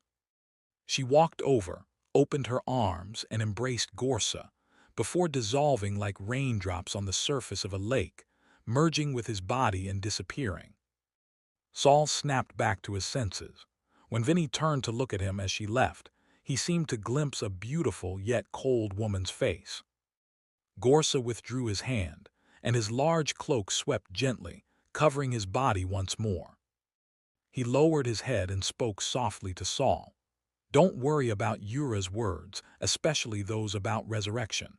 When you reach third rank, I'll explain these things to you. Saul could no longer resist stepping forward. Tower Master, was that spirit truly Lady Yura? Gorsa nodded. Yes, it was her. He chuckled softly. Did she tell you she was just a copy and called herself Vinny? Saul didn't know how long Vinny's conversation with him had been overheard, but it no longer mattered. After all, Vinny herself had been absorbed into Gorsa's body. He nodded. She always does this. When she's happy, she says she's Yura, but when she's not, she's Vinny. Gorsa's eyes curved slightly, but then darkened quickly. I've tried my best to preserve her consciousness, but while replenishing Yura's soul energy, she still received external contamination, so her perception has been affected. There's nothing to be done for now. Consciousness is even more fragile than the soul. Sometimes, even a slight external shock or a shift in one's own thoughts can cause severe damage to a consciousness, taking it from one extreme to another. Gorsa extended his right hand from under his cloak, holding an old, rusted oil lamp with a thin layer of oil inside. The body is the foundation of the soul. Don't play with leaving the soul. Saul hesitated, but reached out to take the oil lamp. It was small, and he could hold it in one hand. The wick was a tiny thread of cotton, burning steadily. Had the Tower Master noticed that he had once left his body? Or had Vinny, who had been by his side, informed Gorsa? I don't know why I suddenly left my body last night. It startled me, but thankfully I returned afterward. Saul explained, trying to show that he hadn't sought out death intentionally. This soul-calling lamp should be kept with you. Drip a few drops of blood and saliva from your fingertip into the oil. If your soul leaves your body again unexpectedly, it will help you return to it. Saul tightened his grip on the lamp. Did the Tower Master believe that soul detachment would happen again? Thank you, Tower Master, but do you know why this is happening to me? You probably have some guesses. Go verify them yourself, rather than listening to others. Gorsa's eyes curved gently once more. If you want to thank me, grow quickly. At least reach third rank, then you might be able to help me. Saul quickly nodded. Yes, Tower Master, I will work hard. Gorsa smiled and suddenly disappeared from Saul's view. Now the vast storeroom was empty, with only Saul left alive. Without the worry of a possessing wraith, there was no need to seek help from others. Saul held the soul-calling lamp and walked back to the desk, sitting down. He leaned over the desk, arms around his face. At that moment, no one could see his expression. Before 3 p.m., Saul had moved all his experimental materials from the morgue on the second floor of the East Tower to the storeroom on the first floor. Then, during lunch, he went to find Senior Byron, intending to transfer the contributions earned from the Windsail ship to him as a reward for saving his life. Unsurprisingly, Senior Byron didn't refuse, accepting Saul's gratitude without hesitation. When did you return? Byron calculated his share and then returned some credits to Saul. I actually came back yesterday, Saul said with a bitter smile. Byron glanced at Saul but assumed he had stayed with the Tower Master after returning, so he didn't ask further. What about the matter with Wright?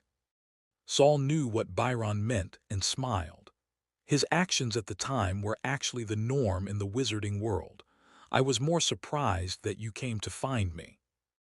I had some confidence before I acted, Byron said nonchalantly, not considering his actions to be particularly remarkable.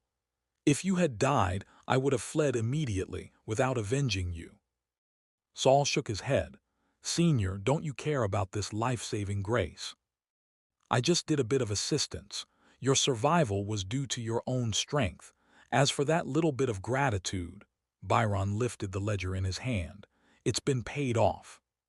Saul smiled obediently. There was no need to dwell on such matters. By the way, where does Wright stay? Seeing Saul's seemingly innocent smile, Byron silently mourned for Wright, and then easily gave out his dorm number and frequently visited laboratory. The information was very detailed. But Saul didn't go to find Wright. There was no rush on that front. Instead, he took the opportunity to move into a new place. Kelly hadn't returned yet. He felt some regret, but this was the normal rhythm of missions. Who would return in just a few days like him? With no time to rest, Saul exchanged some things he needed and returned to the second storeroom. There, while Saul was busy, the news of him replacing a third-rank apprentice to become the storeroom manager had already spread among the senior apprentices. In the 12th floor of the East Tower, there was a lounge specifically for third-rank apprentices to socialize. It was usually not very crowded, but third-rank apprentices who had returned from external missions would typically come by here. They would exchange their experiences and discoveries from the outside world, or inquire about any new news within the tower. Today, the door to the lounge was pushed open again, and 3 people walked in from outside. 2 men and 1 woman.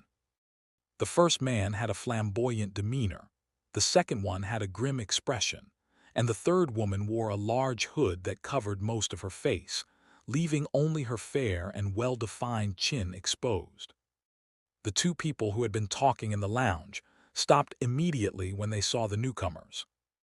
They exchanged glances, and one of the women stood up and walked toward them. "Billy, I heard your brother Bill died on this mission," she said.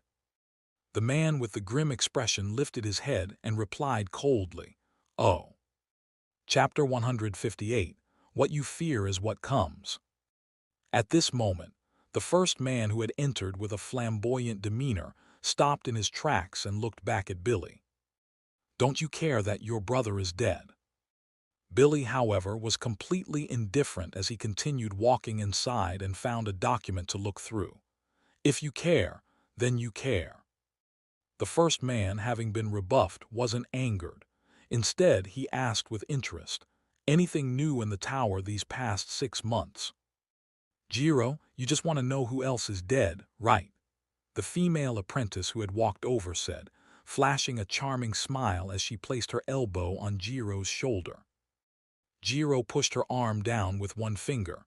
"Don't do that, Rita. I only sleep with the dead." Rita, the third-rank female apprentice, rolled her eyes. "Other than Bill's death, there's nothing particularly noteworthy. Oh, Wright, Byron and Wright, who were with him on the mission, brought back a sailing ship. They apparently traded it for quite a few credits." Jiro's eyes immediately lit up. "A sailing ship, I like that. How many dead people would it take to buy it?" "You'd better hurry up," Rita said. "A lot of people are interested in the sailing ship." At that moment, the third person walked in, removed her hood, revealing the beautiful lower half of her face and a glass head filled with a milky substance. The 2 third-rank apprentices already in the activity room immediately stopped talking and turned back to their own business. Kanksha ignored everyone else and swayed her hips as she walked to a bulletin board, looking at the names on it. Jiro, intrigued, followed Kanksha and walked over. This bulletin board listed the names of apprentices responsible for important tasks within the tower.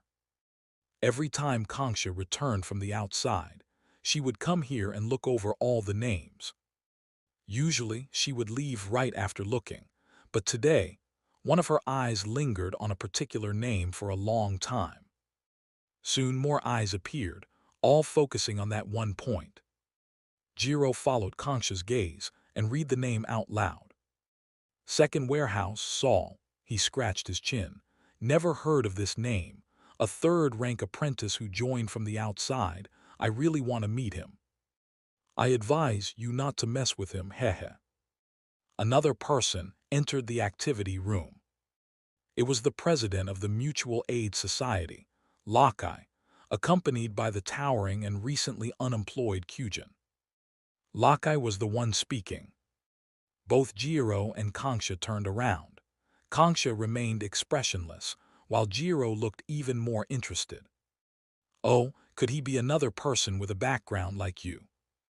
Lakai wasn't offended by the mockery. Well, if you can't even find any background information, that's what makes him even scarier. He gestured with his thumb toward Kyujin. Now, he's only been promoted to second rank for less than half a month, and he's already replaced Kyujin's position. HMPH, the male apprentice who was with Rita, suddenly stood up, a look of disdain on his face. So, second-rank apprentices can come into the activity room at will now. Kangsha didn't acknowledge him. She withdrew her gaze and quickly left the room. If anyone knew her, they might think Kangsha was leaving because she feared the wrath of the third-rank apprentices. Lakai spread his hands with a smile. Second-rank apprentices can enter the activity room if they are accompanied by third-rank apprentices. Ferguson, did you forget? Ferguson immediately grew angry and stepped forward. Lakai didn't avoid him, but Kyujin raised his hand to block Ferguson. Ferguson glared coldly at the hand blocking his path and didn't step forward. He turned to Kyujin and said, "You lost your job to a second-rank apprentice, and now you're playing guard for one. You're going backwards. Don't even think about advancing to become a true wizard. Just go be someone's dog."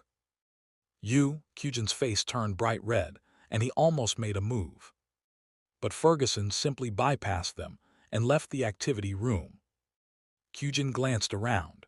While no one was openly mocking him, he still felt a bit embarrassed. "I'm leaving. You stay here," Kyujin said quickly, leaving the room.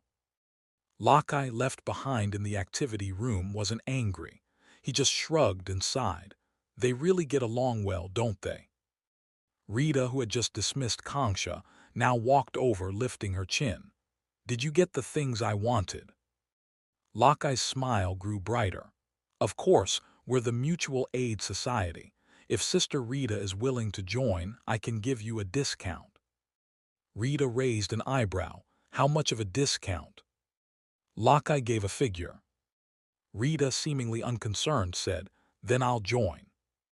The two immediately started their transaction, while Jiro once again focused his attention on the bulletin board. Saul, he looked intrigued. Back at the Wizard Tower, the days and diary became full again. Study, experiments, work. Work hadn't officially started yet. In the 2 days since he took over the second warehouse, Saul's quill hadn't moved once. Because of the disgusting dream he had on his first night back, Saul was a bit apprehensive and hadn't slept since, replacing sleep with meditation. He didn't want to return to the tower, only to get tangled in strange troubles. The dream had also warned Saul that the nightmare butterfly cocoon was now ready to assert its presence. Saul had experienced dreams that foretold danger before, but they were always related to himself. He had never had a dream about a murder scene. And it was a scene from the perspective of the killer. This instantly reminded him of the nightmare butterfly, the cocoon that had moved to his left eye.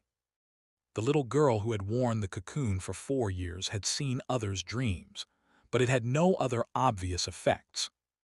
Thus, Saul hadn't taken the potential danger of the cocoon seriously. But the experience of the first night back in the tower clearly told Saul that the cocoon from the nightmare butterfly had changed in some way. "Should I take it out?" Saul found a mirror and held a disinfected needle near his eye, contemplating whether to proceed. Just before he could act, he hesitated again. Though the dream had been unpleasant, It hadn't caused Saul any harm yet. He was also concerned that if he removed the cocoon, it might return to his right eye before he could seal it. What then? He couldn't spend all his time playing hide-and-seek with it in his body. Maybe I should get help. Saul twirled the needle between his fingers and then stopped. Hayden. Before Saul left the tower, Hayden had still been a first-rank apprentice. But he had worked in the corpse room for nearly 10 years and was very skilled in anatomy and material preservation. Saul planned to have Hayden help him remove the nightmare butterfly cocoon.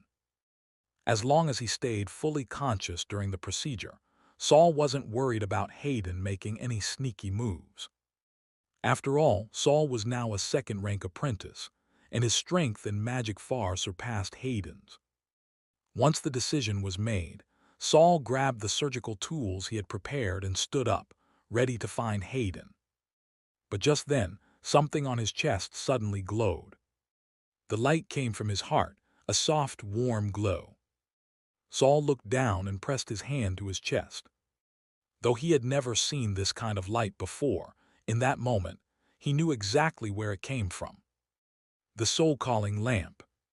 Saul slowly turned his head, and sure enough, he saw his own lowered head. He chuckled bitterly.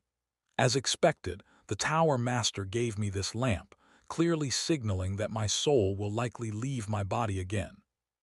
Since it wasn't the first time, Saul wasn't as panicked as before. He followed his previous method, turning his back to his body, preparing to walk toward the farthest point from his body. But after a few steps, Saul realized he had already exceeded the farthest distance from last time. Saul looked back, and his body hadn't moved. The radius had indeed expanded. Saul raised a hand to cover his forehead.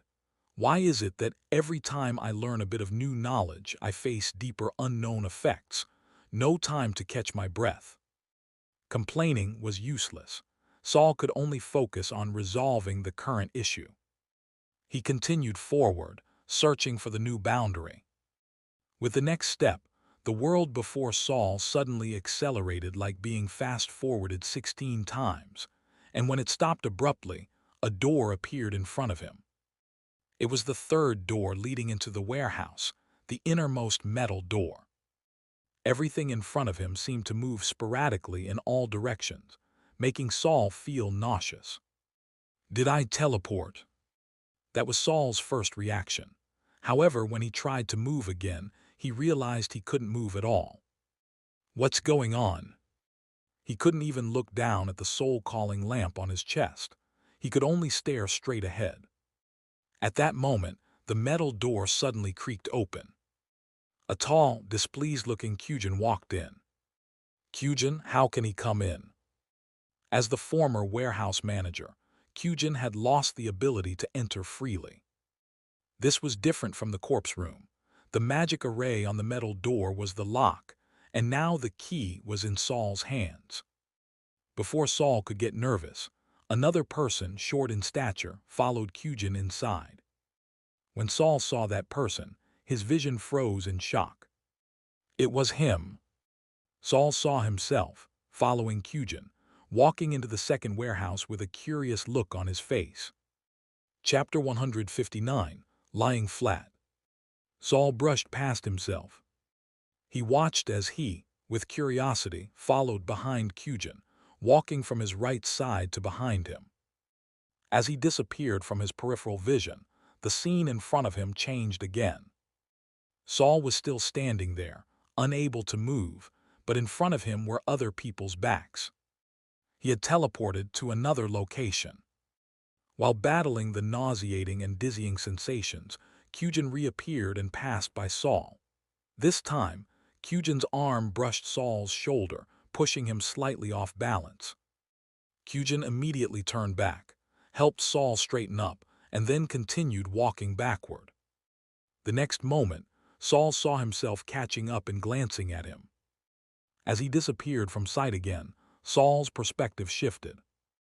This went on and on, with Saul repeatedly moving backward and watching the two pass by him again and again, until they passed through the entire mass of corpses. Saul finally understood his current situation. He wasn't seeing ghosts, nor had he teleported. He was now attached to the mass of corpses in the storage room, seeing the scene they had once witnessed.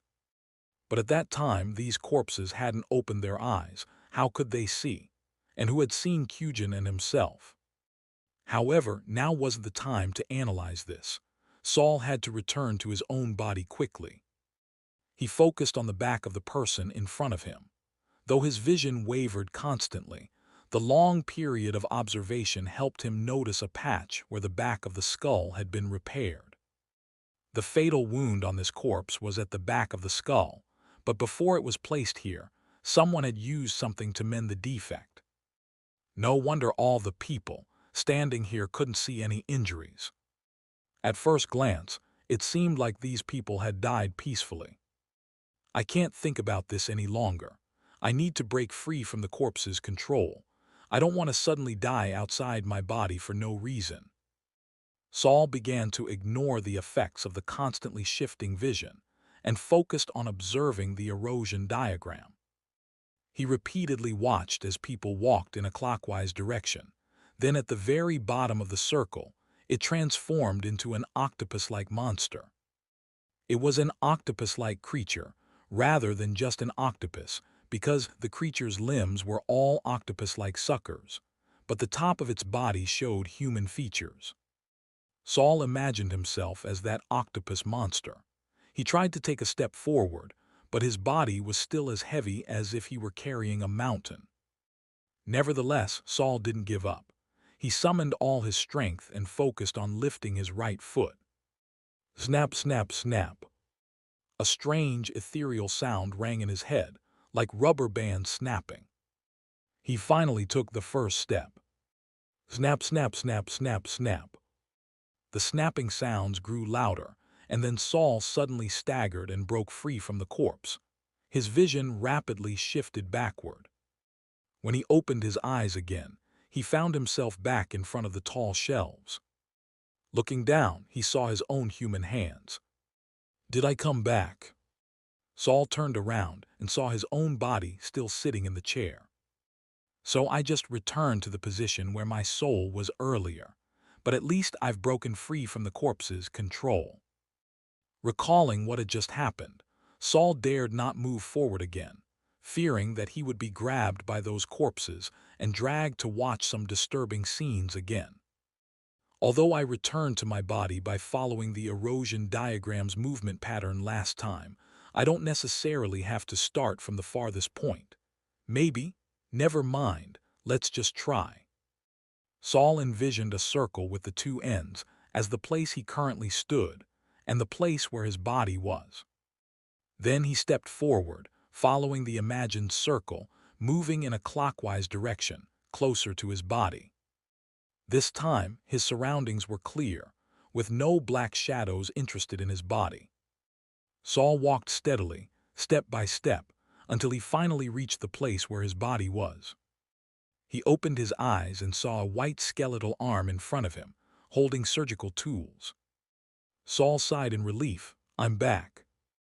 Before he could rejoice in his return to his body, a wave of immense fatigue began to overwhelm his mind. He leaned on the chair to stand up. After just a few steps, he realized he was so exhausted that he'd fall asleep any second, and there was no way he could make it back to his dorm. Although I wasn't out of my body for long, breaking free from those corpses took up so much energy. He gave in and collapsed onto the ground, staring up at the ceiling. As long as I lie flat, no one can trip me up. Before his thoughts could wander further, he closed his eyes and instantly fell into a deep sleep. After Saul fell asleep, the large feather pen which had been still for 2 days suddenly floated up. It then wrote a series of slightly messy characters on the clean paper that Saul had prepared earlier. When Saul opened his eyes again, he didn't know he had already received his first new assignment. All he felt was an intense hunger, as though his chest might burn out from the emptiness. "I'm so hungry." Saul took a step forward, his legs weak. A cold, biting wind mixed with flying snowflakes struck his body, gradually numbing his bones. Every step forward sent piercing pain through his joints. In his desperate hunger and cold, a house appeared before Saul. The door was tightly closed, but warm light shone through the windows. Through the glass, Saul saw a fireplace burning, a long table filled with various foods, and girls laughing and talking beside the table. "I want to go in." The intense desire gave Saul a surge of power, and he increased his pace, reaching the door. Bang, bang, bang. At first, his knocking was polite. He didn't want to scare the girls inside. But after waiting for a while, probably only 2 seconds, no one came to open the door. Anger started to replace reason. His knocking grew more frantic. Still, no one answered, and he even heard someone running away. "Why won't you open the door? You're enjoying the food and warmth, but you don't care about the person outside." Saul couldn't take it anymore. He kicked the door open. The light blinded him, but Saul still saw a roasted chicken running away. The chicken was as big as a person, and if he ate it, he would definitely be full. Saliva dripped from Saul's mouth, and he pounced on it. There. Saul opened his eyes, and the ceiling above him was tall and grand. He swallowed hard, suppressing the churning in his stomach, barely holding back from vomiting like last time. He stood up, feeling all the exhaustion return, but his mental energy had even slightly improved. But the scenes from the dream made it hard for him to be happy. In the dream, he had eaten someone and then reverently turned the body into a corpse flower. He could still feel the emotions of the person in the dream, as if some kind of ritual was taking place. It was then that Saul realized he had entered someone else's dream again. He crawled up from the ground and glanced at the hourglass clock on the wall. It was 4:30 in the morning. If what he saw in the dream would happen in reality like last time, the slaughter should have just finished. When Penny had the cocoon of the nightmare butterfly, she saw other people's dreams. But what Saul saw was reality. Moreover, it was a processed version of reality. Saul sighed deeply. It seems the apprentice handling this matter hasn't completed their task. Their efficiency is too low. As he looked down, Saul noticed the feather pen standing on the table. He hurried over and saw a string of messy handwriting on the white paper. Dima Horn, Twisted Toxin, deliver to Mentor Rum by 8 p.m. on April 30th. New job. Today is the 28th, so there's still plenty of time. This was Saul's first job, and he had to take it seriously. First, he needed to find those materials. Saul picked up the paper, turned around, and saw the tall shelves in front of him, filled with various materials. I take back what I just said. Chapter 160, The Riddler. Gathering all the materials took Saul nearly 10 hours. Moving everything onto the cart took almost as long.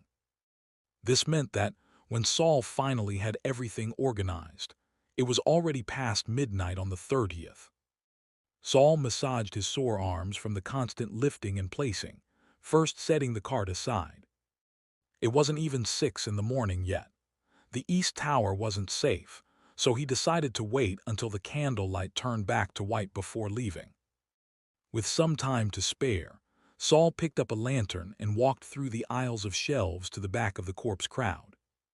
He hadn't checked the number of candles yet.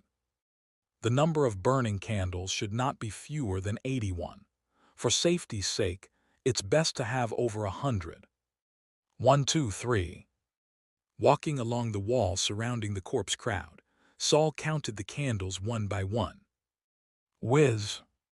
Just as he reached the 10th candle, he watched it go out by itself. Without a word, he raised the lantern high, bringing the blue flame close to the wick, reigniting the candle. The candle flared bright once more, as the flame from the lantern reached the wick. But as soon as Saul lowered the lantern, the candle went out again with a soft whiz. Reignite, extinguish, reignite, extinguish. Saul's expression darkened as he lowered the lantern, glancing around. He confirmed that the number of lit candles was definitely more than 80, so he rolled up his sleeves and continued lifting the lantern. Half closing his eyes to observe the erosion pattern, Saul focused intently on the mischievous candle through the small gap in his eyelids. This time, as he reignited the candle, a half-transparent, pale lip appeared out of nowhere and puckered towards the flame. Saul quickly adjusted the lantern, bringing the flame in line with the lips. Yurawala Jili Gulu. He vaguely heard some mournful cries. Though he couldn't understand the words, it felt like curses. Without hesitation, Saul chased after the lips with the lantern, scorching them with the flame. The translucent lips ignited with a white fire, causing the lips to twist away in fright. Saul wasn't one to let it get away so easily, and with the lantern raised, he relentlessly pursued it. One fled, the other pursued. Saul followed the lips until they settled on one of the corpses in the crowd. He stopped, first checking the diary on his left shoulder, then raised the lantern and walked toward the corpse. "Was that you causing trouble just now?" Saul waved the lantern in front of the corpse. The corpse kept its eyes tightly shut, appearing no different from any other lifeless body. But after witnessing the troublesome lips and his experience of possessing these corpses, Saul strongly suspected that these corpses weren't completely unaware. They could see the outside world, had memories, and they could cause trouble. Was the whole purpose of keeping the candles bright in the Tower of Shadows, just to prevent these corpses from acting up? Saul lifted the lantern again, but this time he didn't light it. Instead, he pressed the still warm nozzle against the corpse's lips. "If you keep causing trouble, I'll burn your real mouth." After the harsh threat, Saul returned to the candlelight. This time, the candle didn't go out again, and no further candles failed to light. Saul walked along the wall, counting the lit candles. There were 108 in total. A few others wouldn't even light, perhaps broken. Having finished checking the candles, Saul turned to examine the corpses in the storage room. Having worked in the corpse room before, Saul wasn't afraid of the flesh, but he always felt uneasy here. It felt as though, when he wasn't paying attention, the corpses might move on their own, change positions, watch him, or even discuss him. That feeling of being watched from behind, even though nothing had been detected, was truly uncomfortable. While organizing the warehouse, Saul had intentionally noted the position of each corpse, but during later checks, he had never seen them move. Yet, after his experiences with possessing these bodies, Saul understood that, even if the corpses didn't move, they were definitely not completely normal. Since these corpses were all important items in the warehouse, each with a number, Saul couldn't even dissect one to study. But Saul wasn't entirely powerless against them. As his research on souls deepened, he planned to eventually request permission from his mentor to borrow one for study. For now, he let them be and continued organizing the items in the warehouse. As the new warehouse manager, he planned to make an inventory list, sorted by characters, to save time in the future instead of wasting it searching for things. It was a big project. Saul was busy until 6 a.m. when the East Tower was cleared for entry. He then put down the half-finished work and pushed the cart out of the warehouse. He passed the intersection, and a room filled with boxes, and quickly arrived at the outer bronze double doors. He pulled the cart, opened the right side door, and after confirming the left one was still intact, stepped outside. The outside was shrouded in dense darkness, nearly solid, with the wall-mounted candles shrinking into clusters of white halos, unable to spread their light. Crossing through the dark corridor, Saul unknowingly ascended to the second floor of the East Tower. Upon reaching the outside, he immediately spotted Kuram sneaking toward the third corpse room. The man hadn't seen Saul, his face full of excitement like a child caught sneaking candy. He really enjoys working with corpses, Saul muttered, shaking his head as he walked by. Saul believed that, unlike Kuram's obsession with corpses, his own enjoyment came from the thrill of a successful experiment. Due to his bloated body, Mentor Rum was probably the only one in the tower who rarely left his room. In the past 2 years, Saul had met with Rum several times, each time to report the results of his experiments. Rum hadn't tried to convince Saul to study under him again. Saul wasn't sure whether he had given up or if it was because Mentor Kaz had secretly stopped him. Saul silently sighed in relief. He knocked on the door. No one responded, but the folding door opened slightly on its own. Though it was a small gap, it was enough for both Saul and the cart to pass through. Entering the room, Saul pushed aside the thick curtain with one hand and once again saw the sunlight, contrasted by the dark corner. Mentor Rum was sitting in that darkest corner. Mentor Rum, I've brought the materials you requested. Saul stepped forward respectfully. After a brief moment, Rum, who had remained motionless, finally spoke in a low voice. Put them on the table. Saul moved the materials to the table, bowed to Rum, and prepared to leave. Sniff, sniff. To Saul's surprise, Rum suddenly inhaled deeply, as if sniffing him. Where did you get this doll? The doll, Saul hesitated. His relationship with the Tower Master, Gorsa, had always been a secret. Aside from Mentor Kaz, no one knew about it. But when he returned to the tower, Gorsa had taken him away in front of everyone. The scene had been witnessed not just by Byron and the others, but also by the 5 prisoners from the Land Drifters. It seemed the Tower Master no longer cared about keeping it a secret. He hadn't warned Saul not to mention it either. What caused him to change his mind? These thoughts flashed quickly through his mind, but Saul didn't hide anything. It's something the Tower Master gave me. Rum squinted at Saul, as if seeing him for the first time. Saul lowered his head and let him examine. It had been several months since their last meeting, and Rum had gained even more weight. He hadn't grown taller, but the fat had piled up, gradually swallowing his once relatively normal head. Just sitting there, Rum gave Saul a chilling feeling, as though standing by a volcano that could erupt at any moment. You still intend to major in dark elements? Rum spoke again, bringing up a topic he hadn't discussed in a long time. This time Saul didn't hesitate. Yes, Mentor Rum, I've made my decision. Is this your own choice, or were you forced? Saul was caught off guard by Rum's direct question, but he nodded to confirm his stance. Heh, Rum chuckled softly. Majoring in dark elements isn't bad. Perhaps this is destiny. Saul didn't understand his mentor's meaning. These strong people were all riddlers. When he finally became a true wizard, he would definitely turn the tables and make them guess his intentions.